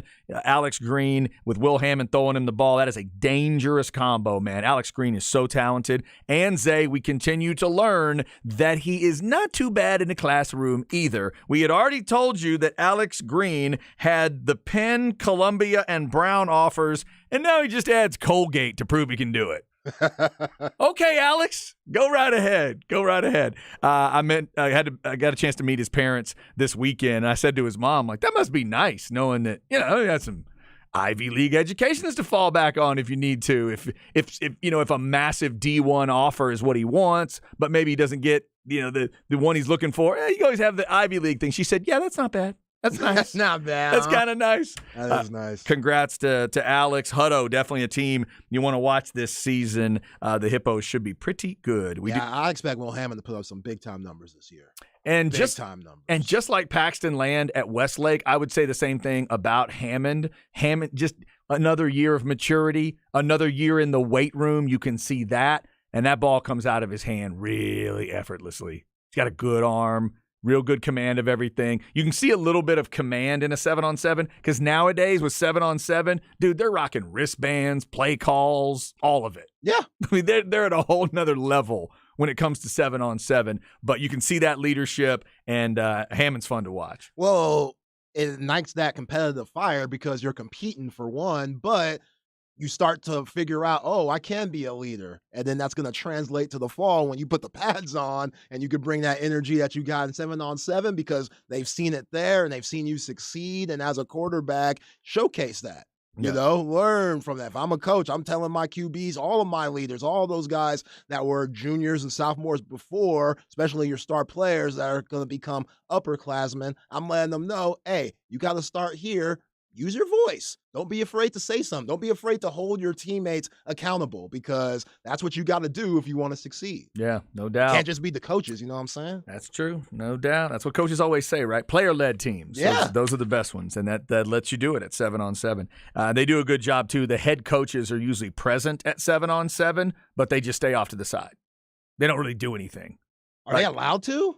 Are they allowed to talk? I mean, technically, I don't think they're supposed to. Yeah. Occasionally, you might see one talking to a guy. Usually, they'll sit in an end zone or something, just kind of staying away from it. And I think that's part of it. They want it to build. They want the leadership to build through the players. Yeah, because in basketball, when they have these fall leagues and spring leagues at different schools and stuff, the head coaches, they're not allowed to be on the sideline or coach. They could be in the spot and sit in the stands and stuff. They can't really give comments, but same kind of deal. Yeah, same deal. Yeah, I get it. All right, so there's your flex segment. We do it every day at 1:30. Zay, we got a good text in when we were talking about the broadcasting stuff. Big 12, Pac-12, are they going to mic players up and coaches up? And I said, now, wait a minute.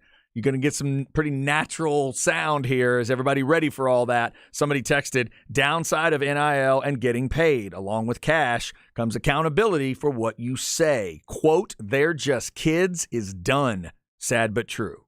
I'm not sure if I totally agree, but I see where they're going. I see where they're going. But it's still, you're walking in, you're 18.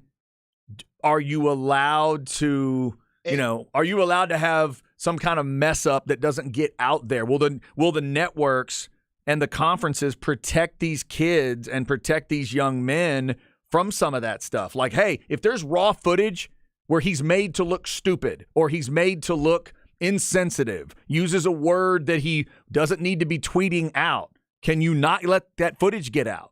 Can you protect him? Yeah. You should be able to protect these kids. Hopefully. And if you're the coaches, you should be able to choose who gets mic'd up and who doesn't. You remember when Moro Jomo said some crazy stuff not too long ago about his teammates, and Steve Sarkisian just came out and said, yeah, he probably won't be doing many pressers anytime soon. Yeah. They had to go check him. They had to go let him know, like, hey, man, they're being a little bit too honest, and there's some things that we don't agree with, like, there's going to be moments where guys say some foul stuff. And like whoever said, what they just said on the Specs text line about holding these kids accountable, some of these guys will be held accountable, but it's these coaches' jobs to let them know, let these broadcast crews know, hey, you're not getting my freshman. I know when Arch Manning becomes starting quarterback, whenever that day is, they're going to ask him first time, yo, we're trying to put Arch mic'd up. If I'm Steve Sarkisian, I'm saying, we'll see. It might not be the right time. Just because he's Arch Manning doesn't mean he deserves to be mic'd up. But you also have to realize you can mic up all the juniors and seniors and leaders you want. But if the kid walks by that guy and says something stupid, the mic picks it up. Oh, yeah. It's going to be clear as a bell. Yeah. Is everybody ready for where this is going is the one thing I would ask. Because I think your comment was, I agree with you saying you'd want it. If you can go NFL film style, but, is that going to push a little bit too far? I get what the Big 12 and Pac-12 are kind of trying to do. I still want to cut that line at why are y'all so focused on after a play's done, after a drive is over, do y'all really want to walk over and stick a mic in Sark's face? Stick a mic in Dave Aranda's face? Hey, Coach, that looked like a cover two. What? Who cares at that point? Yeah, they want that raw, authentic emotion. Oh, my God. I think that's too invasive for me. But we're way down that line. I still get nervous when I see David Pierce get interviewed in the middle of a baseball game. I think that's a useless thing. I can't believe they make them do that. They're just trying to focus in on a game or whatever, and you make them stop and do an interview in the middle? I like it in baseball. You okay with it? It's that slow pace. Because it's a slower pace? I think you could talk things over, yes. What about basketball? Has that gone too far for you yet, or are you still okay with that? The first and third quarters and after the game and everything? I like it. Okay. I really do. I like it. Huffing and puffing and stuff, and asking them questions. And they're like, hey, they asked Max Strus the other day. He was huffing and puffing. They're like, the Celtics went on the run. How do you feel? He was like, yeah, we knew they were going to go on the run, but hey, that's part of the game. This is the playoffs. This is what we're here for, and we'll be better in the second half. It was great. I was like, man, he did a great job, but those are pros, though. Yeah, so your true. Point, those are professionals. Right, yeah. And even though these guys are getting NIL money, they're still teenagers and very young adults. That's the question. If you start interviewing like a stud freshman sophomore, really any player, and then their teammates come up behind them to celebrate with them and just start screaming out stuff and swearing, how's that going to play? Do y'all have your delay ready to go? Are you going to punish the kid for doing it? Like, how does that work? You go Frank Gore Jr. and push your grandma's face or auntie's face out the way. Get out of here, auntie. Quit being crazy. Leave me alone. That was a good one. That was a good one. That was a Hall of Fame moment right there. All right, coming up, we'll talk more NFL stuff at 2 o'clock. The newest flexible games in the NFL, plus Tom Brady's new gig, which somehow doesn't get in the way of his other new gig. We'll talk about that up next. Where are we at in society? Zay will let us know. Don't move. It's The Horn.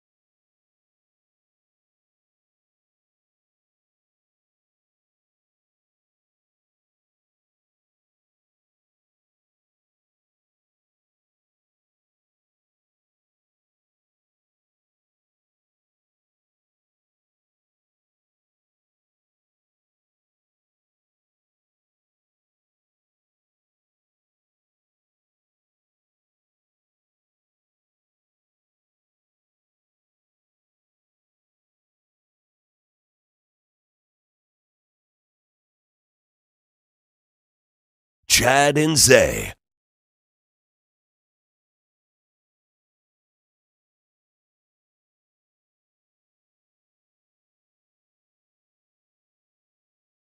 Oh, now this one I know.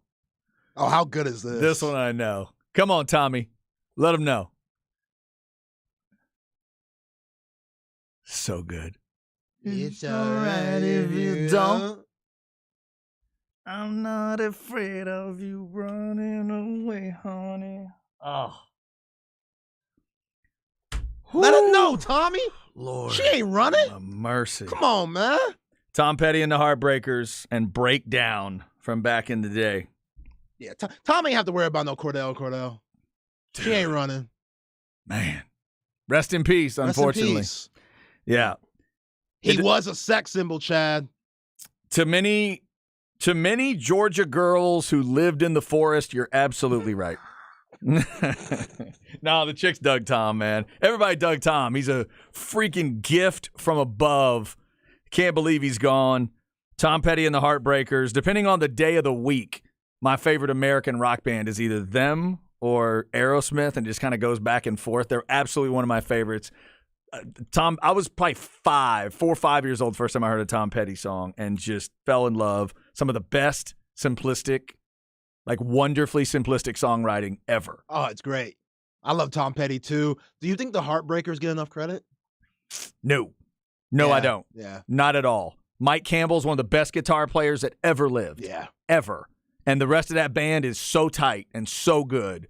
I've seen them, it's 3 or 4 times probably, and they're so good live. Yeah. One of the best live bands I have ever watched in my existence. They're incredible. Incredible. Love Tom Petty and the Heartbreakers.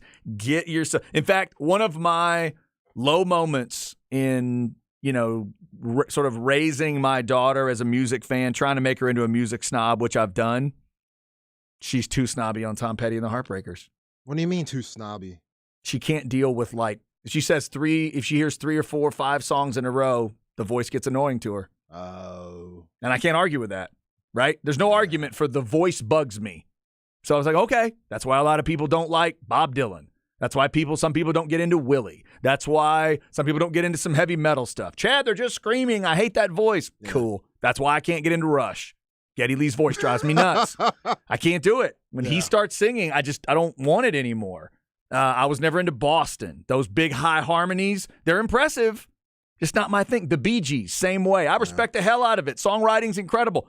Those dudes hit those notes, and I'm like, yep, I'm out. Sorry, I can't do it. Yep, music's just like food. Everybody's palate's different. That's right. You can't account for taste. All right, coming up, we'll get back into this NFL stuff. The NFL is not only going to be flexing possible Monday games, but they were considering Thursday, and we'll talk about what that vote ultimately means. But right now, let's get into where we at in society, see what Zay wants to talk about today. Where are we at in society today? All right, Zay, do I need to go to my Twitter DMs? Yeah, go to your DMs, man. This Alrighty. is such an interesting story. So back around 2011, there's a porn star named Lana Rhoades. She is very popular. I'm listening. Very, very popular. And she had a baby, and she would always give hints, which, when you have a baby with a porn star, everybody looks down on it. Let's not slut shame these women. Come on. But she had a baby, and she said, yeah, the father used to play for the Brooklyn Nets. Oh, really? So she said that, and then pictures started coming out about the baby. If you look at the second picture, you will see that baby looks a lot like Blake Griffin. Oh, good grief. Here we go. Blake Griffin was on the Nets during the time that she said he was a Nets player. Now, people thought it was Kevin Durant at one time. They tried to put the pieces together thinking it was KD. Then the baby came out, and they're like, nope, it ain't KD. This baby looks like Blake Griffin. Poor Blake Griffin. Oh, no. So okay. now, during the NBA playoffs, Lana has put out different social media posts to where we are now thinking it's a different player she's talking about who could be the baby daddy. Okay. Bruce Brown. She has No. posted multiple pictures praising Bruce Brown on her page, the most I guess, nuts one that she did was the emoji of the finger like pinching and Bruce Brown bending over and she's putting the emoji around his buttocks. Mm-hmm.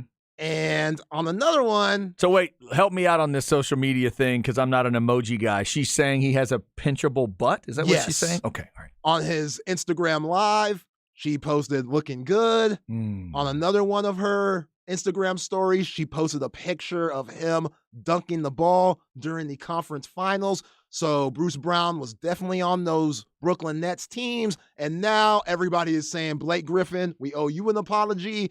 Everybody thinks Bruce Brown is the baby daddy. Okay, so this really could affect the rest of the playoffs. It could. But he knows. I'm sure Mike Malone and the team knows that, hey, man, your baby mama's a porn star. Could it cause him to lose focus is the question. I don't think so. Bruce Brown's pretty hard-nosed. You see what he did to D'Angelo Russell? You saw his impact in the series. Now, he didn't have a good game yesterday, and all this stuff is starting to come out more and more each day. You know, Atlanta Rose starting to post something different every day. And yeah, man, I don't know. Some guys aren't comfortable with that thing. Some guys are. Let me tell you what. This is what I'm learning from these pictures you just sent me. I need to tweet both of these out because that first picture you sent of her, of Lana Rhoades, looks very much like porn star before baby is born. That second picture with her holding that baby with a new mom hairdo looks like she's got diaper bags on the shoulder. Dude, it looks like it has taken over. I feel for you, Lana. It's a change in your life. Even if you're a porn star, you can think, oh, no, I have a baby. I got people around me that can help take care. No, it's a different deal, man. It's different. Good for you, Lana, because that second picture tells me that Lana is in the trenches as a mom. She's not just being some glamorous porn star mom that's handing the baby off to other people. No, Lana's working. I can tell. Lana's already got a mom cut in that second picture. Yeah, I don't know if she's still putting out films or if she's still working. Man, I think she's changed. And if she's getting this NBA child support money, then she probably good. That's a whole nother discussion with your kids. Mommy, where are you going? Mommy's got to go to work? Oh, gosh. Mommy, what do you do for a living? Well, Mommy is an entertainer. We'll talk about it in 4 years. Oh, man. Yeah. I mean, hey, Bruce Brown, I don't know. Yeah, just own it. Of course. That's a baby mom. Okay. So? Yeah. No, don't run from it. Yeah, don't run from it. A lot of women have track records and histories. Sure. That aren't porn stars. Gronk didn't hide it when we found out he had a friend that was a porn star. Right? He wasn't ashamed of it. Yeah, Jimmy Garoppolo out here dating porn stars. Yeah. He could care less. Dude, living. Everybody's got something to sell. Yeah, living. Everybody's got something to sell. Come on now. As long as it's honest day's work for an honest day's pay, come on. Yeah. What am I going to do? I'm going to get on her? It's her deal. If he's happy with it, she's happy with it. Again, it'll be a complex discussion later with the kid, but so? A lot of people have complex discussions. Oh, some of y'all fellas out there have been with some busted women for free. So y'all can't say nothing about a woman making some money off it. You know what I'm talking about? See, there is something about that really you can always change your own perspective if you think about it. If you're with a person, forget woman, but either way, if you're with a person who gets paid to do that, and like thousands of people, millions of people want to watch your significant other do that, I don't know. There's certainly, I'd take a little pride in it. Yeah, flip it. Exactly. Take a little pride in them. Like, oh, you want my woman. Yeah. Man. Yeah. Instead of, the worst part of it, like, oh, look how many had your woman. Okay, look how many had Joe's. Right. And nobody paid her. Uh-huh. I'm walking in the grocery store like, hey, Chad, I saw your woman doing that. I'd be like, you're damn right you did. Pretty impressive, wasn't she? She's doing a nice job, wasn't she? Yeah. Uh-huh. By the way, that was part 13 in that series. 14's coming out next month. You going to be there? All right. That's what I'm talking about. Part 13, man. You getting it in. Oh, they don't do that's more than Fast and Furious. They didn't make 13 of those. They made 13 of these. Yeah, 13. Yeah, you don't have to risk your life either. That's right, because she's just that Yeah. talented. Oh, my God. All right, there's where we at in society. Coming up, the NFL. Are they going to flex games on Thursdays and Mondays? Come on, Goodell. Plus, Tom Brady's new gig, and does it affect the other new gig? We'll talk about it on the Horn.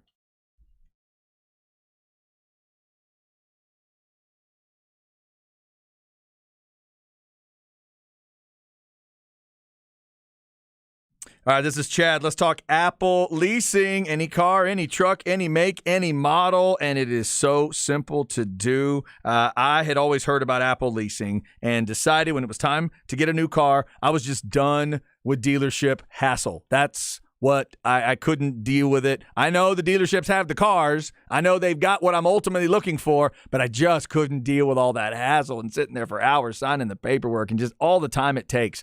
That's what Apple Leasing helps you with. Maybe more than anything, for me, it was getting rid of that hassle. I called them up at 346-9977. Talked to Beth, and I started telling her what I was looking for. Then she says, okay, let me go out and check up, with all of our sources, all of our dealerships we deal with, and I'll get back to you. So she does. She goes, checks on rebates and sales and a selection at different places. Then she comes back to me with the possibilities. We have a couple more phone calls, and everything is rolling. It's the easiest and safest way to get a new car. You'll get the same discounts and incentives that the dealers get, but they will pass those savings to you and keep the hassle. So you're going to sign everything electronically with DocuSign. You'll do that in the comfort of your own home, so you're not dealing with all that time at some stuffy dealership. That's not going to happen. And they will deliver right to your driveway if that's what you need them to do. Call 346-9977. That's 346-9977, or go to appleleasing.com.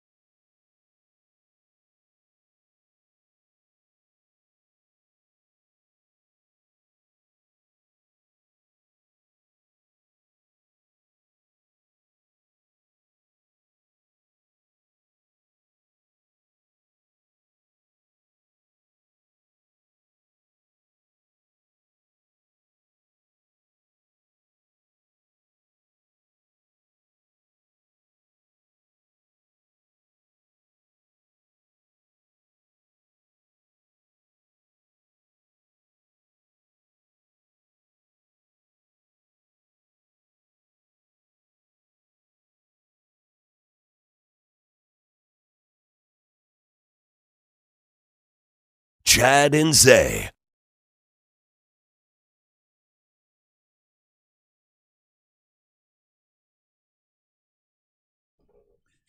All right, let's go hour number 3 on this Tuesday. By the end of the night, we could have history in the NBA. Conference finals have never been a sweep on both sides. Denver sweeps last night. Miami's going to try to sweep tonight, 7:30 on TNT.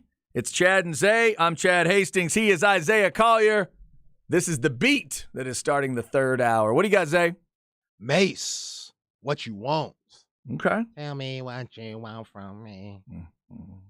This was a hit. Diddy and Mace, right when Biggie passed, Diddy had to come with some cleaner rap to reinvent his image because it was very dark.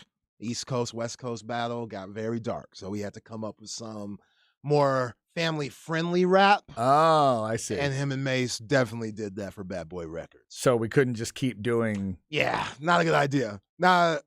Shouldn't keep beefing with the West Coast. Couldn't keep throwing diss tracks around at that point? No. I see, okay. Yeah, it got way too bad. Everybody kind of realized it had gotten a little too serious. Yeah, it was like hip-hop was at a bad place. Yeah. Really bad place. Hey, let's maybe stop making music that's killing people. Yeah. It's probably Yeah. not good. And obviously it's not that simple, but yeah, Right. that's Yeah. what everybody thought. Like, oh man, the Yeah. best rappers are dying. This doesn't make any sense. It makes a lot of sense if you look at it. Just both of those guys, man, wrong place at the wrong time with Yeah. a lot going on that was above them. It's probably also a good idea for that whole world to also maybe, it's not, because I will always argue that music never made anybody do anything, but it's the thing of maybe you should also rethink about how you react to music. For sure. Because the reaction is the truly dangerous part, obviously, in those stories. Mace getting us started this hour. We're going to do a little music and a little movies this week on Thursday. Zay is going to watch The Last Boy Scout, one of the finest Bruce Willis movies ever made. Let's be honest, all right?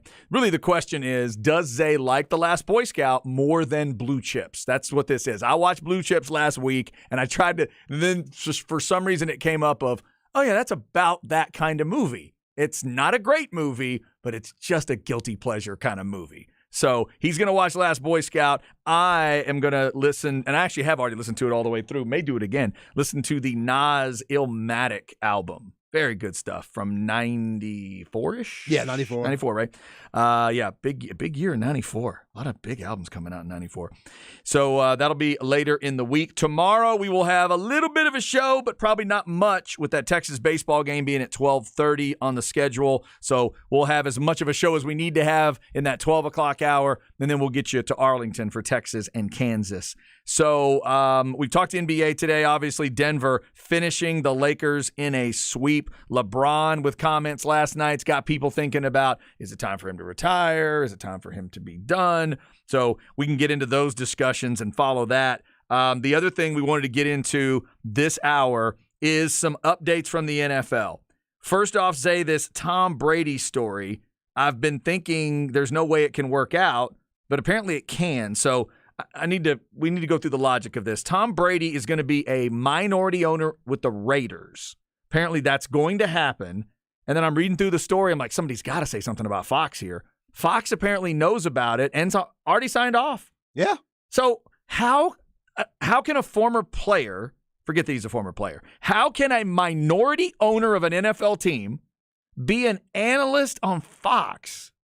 That's not a conflict of interest that you want to stay away from? I mean, at the end of the day, Tom Brady, if he's covering a Raiders game, he better be completely objective and stay even kill. And yeah, he can't give us that conflict of interest feeling at all or be a homer. You know what I'm saying? Like, right. If Jimmy Garoppolo throws a terrible pass, you got to let us know it's a terrible pass and why, just like you would for an opposing team. So yeah, because I don't think it's that big of a deal. Okay. I think Tom, and plus when you're the GOAT, the rules are different for you. I see. Same thing with Michael Jordan being the owner of the league and having his Jumpman logo on jerseys.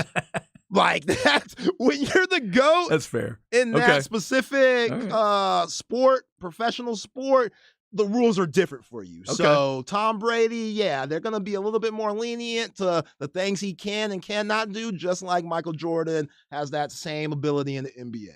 only former players to ever be in an ownership group are George Halas and Jerry Richardson, which shows you, I don't know if a lot of people even knew those two guys played, but this is a whole different level when you talk about a guy of Tom Brady's level, a guy that is Mount Rushmore at the least in terms of NFL players all time. Many consider him the greatest player that ever lived, and he is going to be a minority owner. It's weird. It's a little different to me than if he did a Patriots game or a Bucs game. We know he used to play for those teams. This is different. He's a current minority owner. If I'm a Broncos fan, a Chiefs fan watching that, not only do I hate Brady to start with, but he's the minority owner. So I'm watching a Chiefs-Raiders game. If he's on the game, like, how am I supposed to feel about that? You act like he's going to be in Al Davis' chair or something. He's going to be at his home in Miami chilling. We're not going to be at home. He's going to be in the booth. Well, yeah, but still, like, with where we are after COVID and how we do Zoom meetings and stuff like that, Tom Brady will be able to be an owner from wherever he is. You're saying from the business side. Yeah, from a business side. I don't think he'll be at the facilities a lot. I think he's going to let those guys, like he's not a GM. I don't think he'll be, making decisions like that. Maybe he will. Who knows? I mean, why wouldn't they ask him for his input? Why wouldn't they go to one of the greatest all time and ask him, hey, Tom, do you think this will be the right pick? And the 5th round or 6th round, or, oh, we want to get this guy from Michigan. Do you know anything about him? You know what I'm saying? Right. Like, if I'm Mark Davis, I would still be wanting those things out of Tom Brady, and I kind of expect that. But at the same time, since he's Tom Brady, the rules are different for him, man. Like, he's a different type of guy. And I think he's shown with the career that he's had how professional he can be. Yeah. So it won't be a conflict of interest for the Fox side or for the ownership side with the Vegas Raiders. Well, and our man Tom McKay brings up, it seems like they just don't have him discuss Raiders or call Raiders games. It seems pretty simple. Somebody says, how often is the Raiders going to really be the main game he would call? This says Fox covers NFC. Yeah. Tom, you're right in theory. Remember, though, the flex rules they've had now, you can completely switch those games now. So it is theoretically possible he could end up with a Raiders game. But I do know what everybody's saying there. In general, he's going to be doing NFC on Fox, and you could keep him away from Raiders games. So we'll see what they do there. But that apparently is going to happen with Tom Brady. The other story, let's get into this flex thing, because this is where I'm just lost as to why they're continuing to do this stuff. They already have something in place where they could flex Monday games, flex a game into the Monday night position, and then theoretically, I guess, flex the Monday game back out into Sunday. Now they're doing it with Thursday games. They got the votes they needed. 24 owners voted.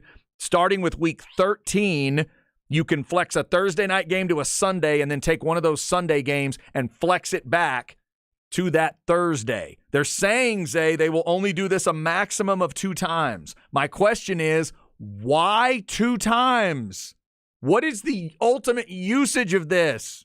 Why are we doing this? Because they know how trash those games are on Amazon last year. Those Thursday night games were horrible. Okay. And Amazon, Jeff Bezos and those guys, they're not going to have another year of that. So, and you're absolutely right, by the way. Here's the quote that tells us all from Jerry. This should show our fans and the media industry that we'll do everything we can to make streaming on Thursday nights successful. Okay. That is both true and pathetic at the same time. This is the NFL. And here are the 5 games from week 13 to week 17. Seahawks, Cowboys, Patriots, Steelers, Chargers, Raiders, Saints, Rams, Jets, Browns. So you're saying the NFL cares about money more than the players? Yeah. Oh, interesting. Yeah. Yeah. And shocker. We've already had these players bitching about Thursday night games. You've already had it. The Richard Shermans of the world a few years ago leading the charge about the games, about injuries we've seen in the games, about the lack of motivation to play in those games. Now you're telling me that 4 different teams are going to get affected on a particular week. Now it's only going to happen twice. So let's say it's 8 teams total, but it's 4 teams each week. 2 teams that are scheduled to play on a Sunday are going to find out, oh, now your game's on Thursday night. Okay. Teams have to readjust everything. Fans, here's what Mara and the Giants people are mad about, and they should be. And other teams are too. The fans have to reset everything. Say, I'm ready to go to a Sunday game. Maybe I'm taking family. Maybe I'm taking the kids. Now it's Thursday night? Yeah, that's BS. That's absolutely BS, because one thing to do load management, but to have those plans like, oh man, we got our hotel booked. I had to book the hotel months ago just to find a room. Right. And now we got to change everything because y'all want to flip the game. Yeah, that's where it gets really messy. And hey, I coordinated that trip. I don't know if y'all knew this. I coordinated that trip to Vegas for that Chargers-Raiders game. I did that because my business trip sends me through Vegas on a Thursday. Now you're going to tell me that game's on a Sunday. I'm not in Vegas on Sunday. Yeah. I was in Vegas on Thursday. And you're the NFL, and you put out your schedule as a holiday in May.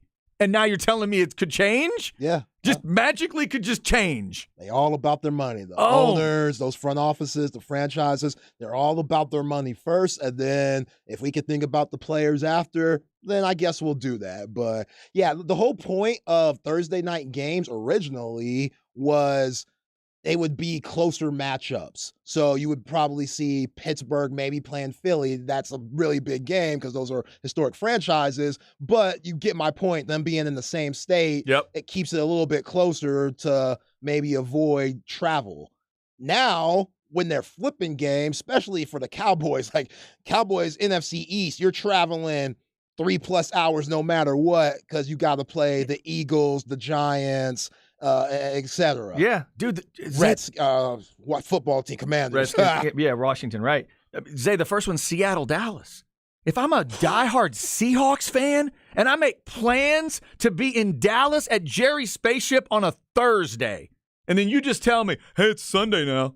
Oh, really? Is it? And then those two teams on Sunday have to reset everything to play on Thursday. Mm-hmm. And the NFL's cool with all of that. I don't get it. You put it in stone. Maybe this is all our fault because as a fan base, people got on social media and they'll bitch. Oh yeah, like I really want to watch Cleveland Buffalo. Back when Buffalo was bad, whatever. Look, sometimes that happens. Monday Night Football schedule is what it is. Thursday Night Football schedule should be what it is. If you want to do a Sunday flex situation, we all understand that. It's the same day. Take the evening game. Well, evening game was going to involve the Raiders. They're out of the playoff hunt. But, man, we could put Steelers, Ravens there, and they were going to kick at noon. That makes total sense because then you might have to adjust a plane flight time, maybe, in that situation. But that one's the same day. But the rest of it, now that's just getting silly because they say it's a maximum of 2 this year. This ain't going to stop, though. Now, Chad, holla at me when Bijan Robinson and Taylor Heineke lead the Falcons to a 8-2 record, and they're going to need games flex because they're doing so well since they have no primetime games this year. Now ask me then how I feel because I'm going to want the flex then. You're going to be the ones getting ready to go. I'm headed to Atlanta on Thursday. I'm going to be in Atlanta on Thursday. Y'all get ready. Oh, I'll be at Magic City eating lemon pepper wings, ready for that game, man. My goodness. My Falcons, be on the lookout this year. Be on the lookout. It's not good enough. It's like, this is where why does the NFL all of a sudden find dumb reasons it's almost like they're acting like they're some startup league. You don't think Amazon Prime wants to be a part of you? Just tell them. This is the Thursday games. Oh, man, that's awesome. Well, could we have... No. This is our Thursday schedule. We'll let you know. Here's your Thursday schedule. These are the games you have. Do you see all these Amazon trucks running around? I could go look outside right now, and I'm pretty sure I will see an Amazon truck going along the highway somewhere on 360. They running the world, Chad. Roger Goodell, when he's talking with Jeff Bezos got a lot of pulls, man. They're letting Bezos reschedule NFL games now. Yeah, with how bad it was last year. Yeah, man. Amazon, they doing a lot. They doing a lot. I get packages every day because my wife going crazy. They are ruling the world to a certain extent. Was the Thursday night run that bad last year? It was bad. I'm trying to remember it. It was bad. They're never the best game. That's the whole point. Yeah, I know, but it was really bad last year. The first game was good, and that was to get everybody excited and to make sure you get the subscription. But then it got dog-ish. See, that's what they should do. The way they should handle this instead of rearranging stuff is they should take the scheduling and maybe give them the love you would give a network. Every 4th week, let's say, let Amazon Prime pick it. Every game that's on. Every 4th week. Weeks 4, 8, 12, and 16. Let them pick the game they want. Let them look at it. Go, all right, here's every game. What do you want? And then let them, their big dogs get together. Ooh, well, that's interesting. Well, we could do this and that. Pick whatever you want. Yeah, and that's the scariest thing about the NFL, because we know of how brutal of a game it is. That one hit to your one superstar could change your Super Bowl aspirations to you being a top 5 pick in next year's draft. Yeah. And it's a perfect thing to say in terms of injuries. Let's forget about the fan thing's bad enough. Injuries for NFL players. I'm scheduled to play on a Sunday, and you're going to back me up to a Thursday. And I didn't know it was happening. Now, if I didn't mention it, it's a 28-day window. It's a 4-week notice they've got to give them. Basically a month. So basically a month's time, basically 4 weeks they're given. So I get that. So it's not going to be like you're literally getting to you'd be into that week and not know you'd switched. That part of it is true. So we should point that out as well. Maybe a little less dramatic than we're presenting it when you consider that. I still don't love the idea of it. So that is going to happen this season, flexing Thursday and Monday games. So if you are planning to go to a Monday or Thursday game later in the season, or heck, a Sunday game later in the season, just keep that in mind that games could get flexed around and you may need to double check on your kick times. All right, coming up, why today matters on this May the 23rd. Celtics trying to stay alive and even talking a little mess. Well, not mess, but they are talking before Game 4. We'll tell you what they're saying, tell you if we think it's going to be a double sweep in the NBA. That's next on The Horn.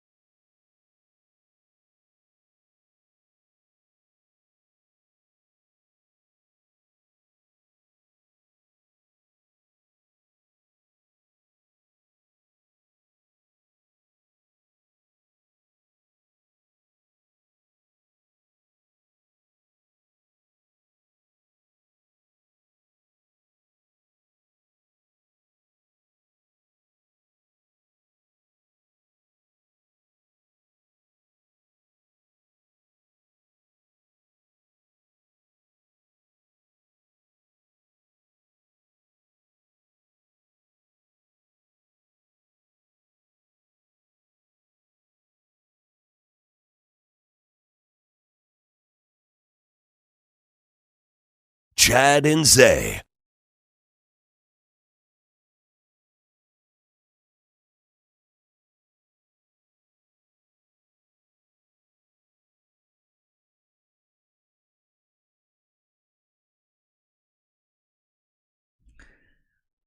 Hope you're having a good Tuesday. Rod and Hard's coming up. Ball Don't Lie at 3 as soon as we are done. And remember, Texas baseball tomorrow at 12:30. And we won't have much of a show tomorrow. We'll have you a little bit. Then we'll get you to Texas and Kansas tomorrow. All right, Zay, what we got? Fabulous. Breathe. Fabulous. This was a hit when it came out. Is this a while ago? How long ago? Almost 20 years ago. Wow, really? Yeah, uh-huh. This sounds pretty fresh. I for know. being 20 years old. It is. Yeah. Still goes. Fabulous. And Fabulous is a single person, or Yeah. Fabulous is the group? Yeah, Fab's a single One person. I love the names in entertainment and music. People just decide, no, for the rest of my life, I'm going to be fabulous. Yeah. What do you mean? Like you're going to make yourself the attitude of, no. My name is going to be fabulous. All right. Fair enough. Fabulous. Tom Petty and the Heartbreakers, George Baker, Sweet, and John Lennon today. Plus that Mace beat to start the hour. We hope you are having a great Tuesday. As we mentioned, Ball Don't Lie coming up as soon as we are done. The guys breaking down the world of sports, including tonight's action in the Eastern Conference Finals. Let's get you why today matters on May 23rd. It may be sweeps everywhere.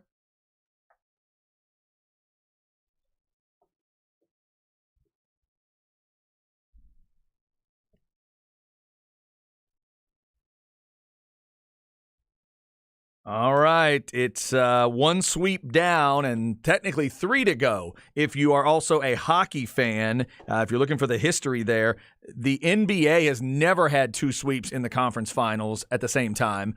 And I'm assuming that would obviously mean then that you certainly had never had that, plus 2 in hockey. Last night, Carolina went down 3-0 to Florida, so the Panthers in hockey are up 3-0. Unless the Stars can get going, they're down 2-0 going into tonight. By the way, that's 7 o'clock ESPN if you want to switch back and forth tonight. And then Zay in Miami on South Beach. It's a little different than what we saw last night. This is the home team trying to finish it out. That place is going to be wild. Jimmy Butler and Miami showing up so they don't have to go back to Boston for a Game 5.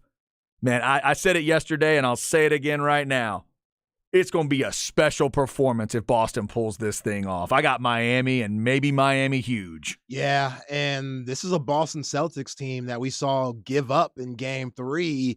Now they're talking very crazy, very naive, very ignorant-like. Mm-hmm. Marcus Smart and Jaylen Brown both said, don't let us win this game. Don't let us win one.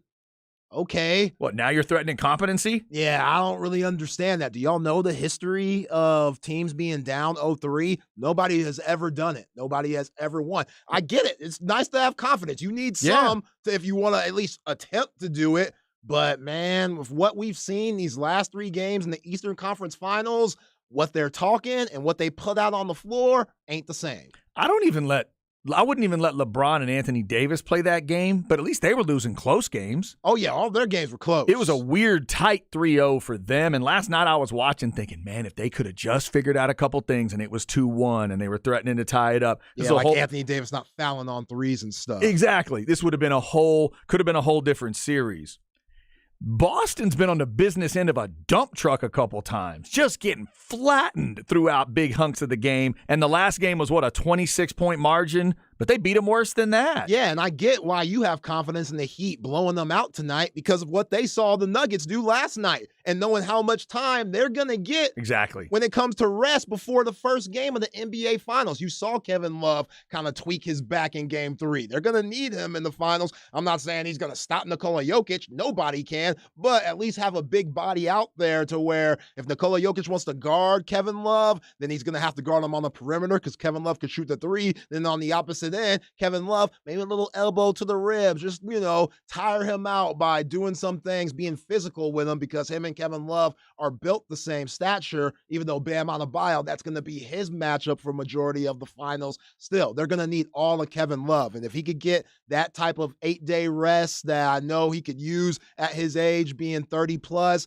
then you need all of that. So yeah, the Heat, they hear what the Celtics are saying. They're going to use that as fuel too. Jimmy Butler, those guys, man, they're so good. They're so tough. We've just been talking about it all playoff long, how blue collar they are, but how good skill they are. They're not like the New York Knicks of the 90s. Like, they have a lot of skill guys that go along with it. You know what I'm saying? Like, Gabe Vincent, the fact that he's able to beat you off the dribble, create for himself when the shot clock's going down. He gave you 29 the other night. Gabe Vincent! This is like the fifth dude that you have to worry about. You got to worry about Duncan Robinson and Max Strus running off screens and stuff, which they've been doing that. And they've been cutting to the basket off Bam Adebayo. Plus, you got to worry about Jimmy Butler taking advantage of every single mismatch that he gets. And he's been doing that all playoffs long, not just in the Eastern Conference Finals. There's too much for Joe Mazzulla and the Boston Celtics to worry about, and that's why they're in this situation. Yeah, and Mazzulla, just like we're watching with Darvin Ham in that Lakers series, not making decisions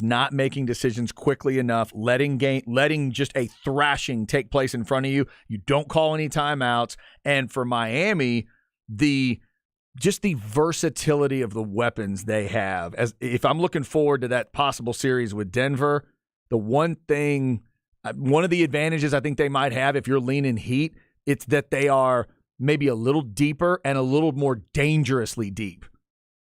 There's guys that not only just a guy off the bench, but a guy off the bench that'll put 15 up, a guy off the bench that might give you 20 in a certain game. That's going to be fascinating to watch. But for tonight, to not get ahead of ourselves, I guess, too much. I just don't see how they're going to stop it. I don't know what – I mean, the two Boston guys we assume will show up tonight a little bit more than they did last game because they were both bleh. Yeah, they didn't even get over 20 points, neither one of them, Jason Tatum or Jaylen Brown. Wasn't it 14? I want to say it was like 14 or 16. Tatum got like 14. I think Brown had 12. Yikes. I mean, one of those guys needs to go off tonight. I'm assuming Tatum will have a good game. And then you've just got to make better decisions if you're Mazzulla. You've got to look at matchups quicker and just try to outcoach Eric Spoelstra. I know you can't do it probably, but that's going to be kind of that last-ditch effort. But they are going to need a monster from Tatum or Brown. Yeah, Boston Celtics, their strengths, Chad, are their weaknesses in this series. Their strengths defensively is how versatile they are and their ability to switch basically everything against most teams. They can't do that with this Heat team with the lineups that they're playing. They're just Jimmy Butler. He's in too good of a groove. He is taking those bigs, Robert Williams, Al Horford, hell, even Grant Williams. He's taking them off the dribble and they can't stay with them. And then when you put the smaller guards on them, like a Derek White or a Malcolm Brogdon, he just puts them in the blender and puts them in the post and gives them work there. And then now you have to double team them, and that leaves shooters like Robinson, Vincent, Strus, Kevin Love, all those guys are open, and they haven't missed shots all playoffs long. Then, when all that stuff's not going right, okay, Bam, here you go. Go one-on-one, because you can't double them. Nobody's doubling Bam Adebayo due to what I just said. Right. All the shooters plus Jimmy Butler around him. So Bam's just taking advantage of Robert Williams and Al Horford one-on-one. So there's really no stopping them right now. I think, Joe Mazzulla, you have to get back to basic basketball, no switching. You got to hedge and show. Sometimes you got to blitz. Sometimes you got to play drop coverage with your bigs. You got to mix it up, but you cannot allow Jimmy Butler to switch off on these bigs and have him take advantage of those guys like he's been doing all series. If you got Jaylen Brown or Marcus Smart on Jimmy Butler, if an on-ball stream comes, they need to stay with Jimmy Butler. And you worry about whatever else happens then. Mm-hmm. But stay with Jimmy Butler and then go from there. We'll see what happens. Last night we watched Darvin Ham make a switch down 3-0 when it was too late. The old saying is it's never too late to do the right thing. Well, it is if you're 3 down in an NBA series. Yep. Starting Hachimura, making a couple of adjustments, too late. Will Boston make any kind of adjustment tonight, make a move that makes it feel like, Mazzulla's actually doing something? We will see. They're on TNT tonight. Boston and Miami. We're cooking towards a Miami-Denver finals. Something hit me today, Zay, about that.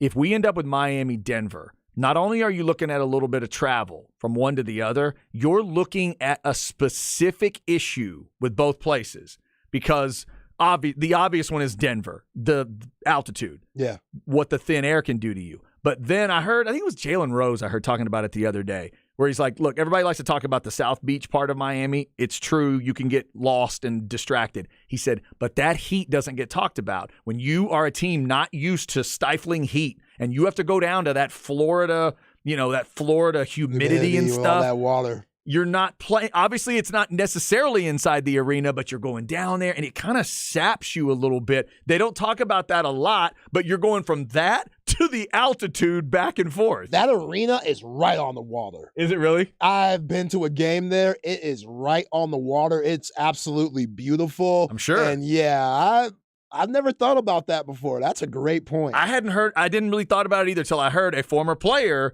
that used to have to go there talking about it. So you got a unique situation both ways there, and then just the history of it all. The idea that either Butler, assuming Miami finishes tonight or at some point in the series, obviously up 3-0, that Butler and Adebayo and that crew get rings for, was it Lowry would get 2, right? Lowry from Toronto. So those guys. Kevin Love was on the Cavs team. And Kevin Love obviously would get another ring, and it's a multiple for him. But then on the other side, it would be either that or it's Joker and Murray and that crew getting a ring, establishing yourself. One coach would not need to be established because he's got it, although this ring without LeBron would changes be interesting. Everything. That's interesting for Spoelstra. Yeah. That helps his resume. It would obviously kind of start Malone's resume. There's a lot of really cool stories around it, plus what we've been talking about. They're the 2 best teams right now. They are the 2 trains that are smashing the conference finals level.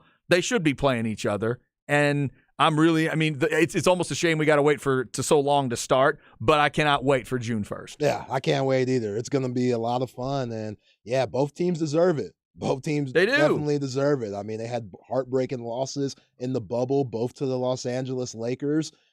Jamal Murray tearing his ACL. Whoever thought the Nuggets would even get back to this point? You would think they would probably try to rebuild and say, okay, we probably got to give up on Jamal Murray. He will never be the same because, again, it's an ACL injury. And then when Miami Heat, Duncan Robinson, he's come into his own again because he really fell off after that bubble. It was hard for those teams to get back to where they wanted to be because of the quick turnaround. You play in the bubble till October, then the NBA season started at the end of December. Yeah, that was wild. That was nuts for 2021. So the teams that went far in the bubble were awful the upcoming season. The Lakers, the Heat, the Nuggets, they were all very bad. And now you're starting to see that them keeping their core players together benefited both franchises. Tonight, Miami's going to try to finish that sweep. Again, it would be the very first time both conference finals ended in a sweep in the same year since we went to this format. Denver's waiting, and they get 9 full days off. The Heat do need to finish it tonight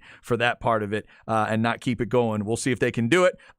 Coming up, we'll get you stems and seeds before we get out of here. A couple other notes from around the world of football. If you missed those NFL updates on a rule change and a schedule possibility change, we will let you know about it, and then we'll get you off the Ball Don't Lie with Rod and Harj right here on the Horn.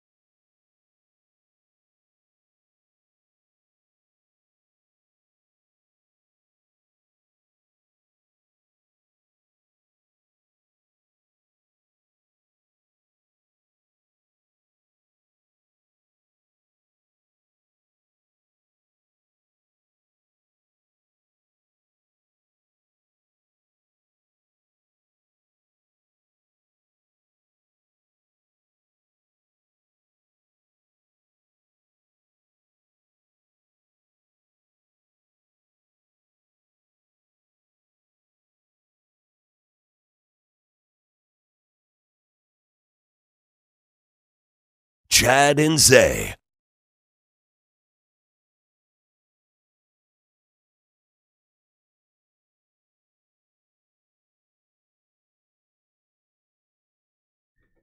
All right, just about to wrap it up on a Tuesday.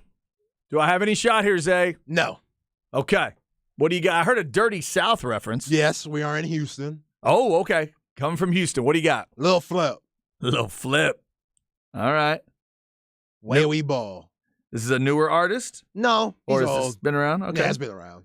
Lil Flip. Okay. Yeah, one of the Houston legends. Never heard that one. Lil Flip. Fabulous. Tom Petty and the Heartbreakers. George Baker, Sweet, and John Lennon today, plus that great Mace beat. We hope you are having a good Tuesday. We'll see if they're having a good Tuesday in Boston by the end of the night. Will it be headed back to Boston for Game 5, or will South Beach be the place? Because Miami will have locked the spot down. If they do it, we will have 8 full days off before we start the NBA Finals. They start June 1st, no matter what else happens. So if we get these 2 sweeps, it'll be a long time coming. Plus, one of the hockey series is already 3-0, and if the Stars lose tonight, it would be 3-0 Vegas. So hopefully the Dallas Stars can break that string. That's the only one I truly care about. Otherwise, I'm okay with the history, but I don't want the Stars to be a part of that, of everybody getting swept in all the conference finals for basketball and hockey. So tonight it's TNT for Boston and Miami. Zay, Miami finishes tonight. You agree with me? You know what? I'm going to say the Celtics. Really? I'm going to say the Celtics. I like what Jaylen Brown and Marcus Smart said, even though they're flat out crazy. I'm just going to say the Celtics and see what happens. Which one of the big 2 of the Celtics goes crazy then? You like a Tatum go crazy or Brown go crazy? Jason Tatum.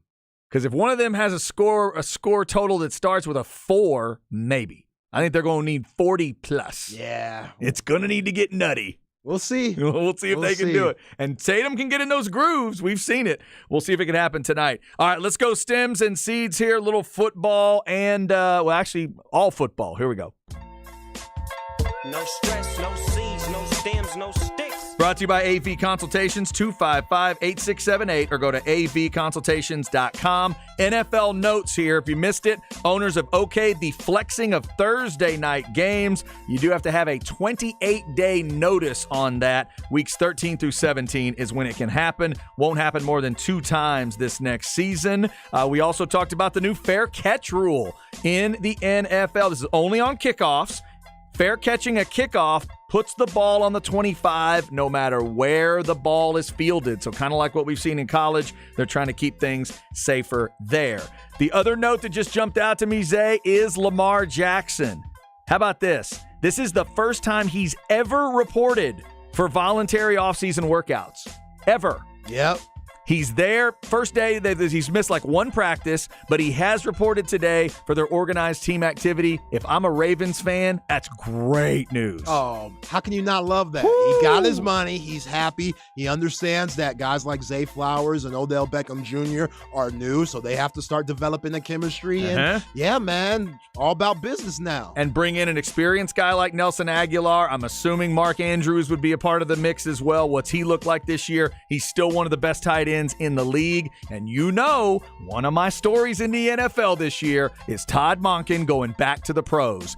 What did he learn in Athens about a quarterback and tight ends and how to make a kind of an X's and O's gritty offense feel like it's got a lot of weapons to it? And how can he translate that back to the NFL with a quarterback like this? Yeah, exactly. Because if you're Todd, you're thinking, if I could do work with Stetson Bennett, what can I do with Lamar Jackson? Right, because let me tell you what. When Lamar Jackson puts his foot in the ground, it looks different than when Stetson does. And when they throw, it looks different. Yeah. Lamar Jackson trying to hit that window, it's different than when Stetson Bennett's trying to hit that window. So what did he learn? Because when Monken was with the Bucs, it was kind of a weird marriage. But that was Winston, right, Jameis? Right, that's him and Jameis. Yeah. That's very different than what Lamar Jackson brings. There's a little more lightning and thunder to that in the right ways. So I'm interested to see how that works. Good news for Ravens fans. They're very high on Zay Flowers. They like him a lot. They like that pick at 22. I think that was a good getting the wide receiver out of Boston College. That is a team to pay attention to. All right, we'll be back.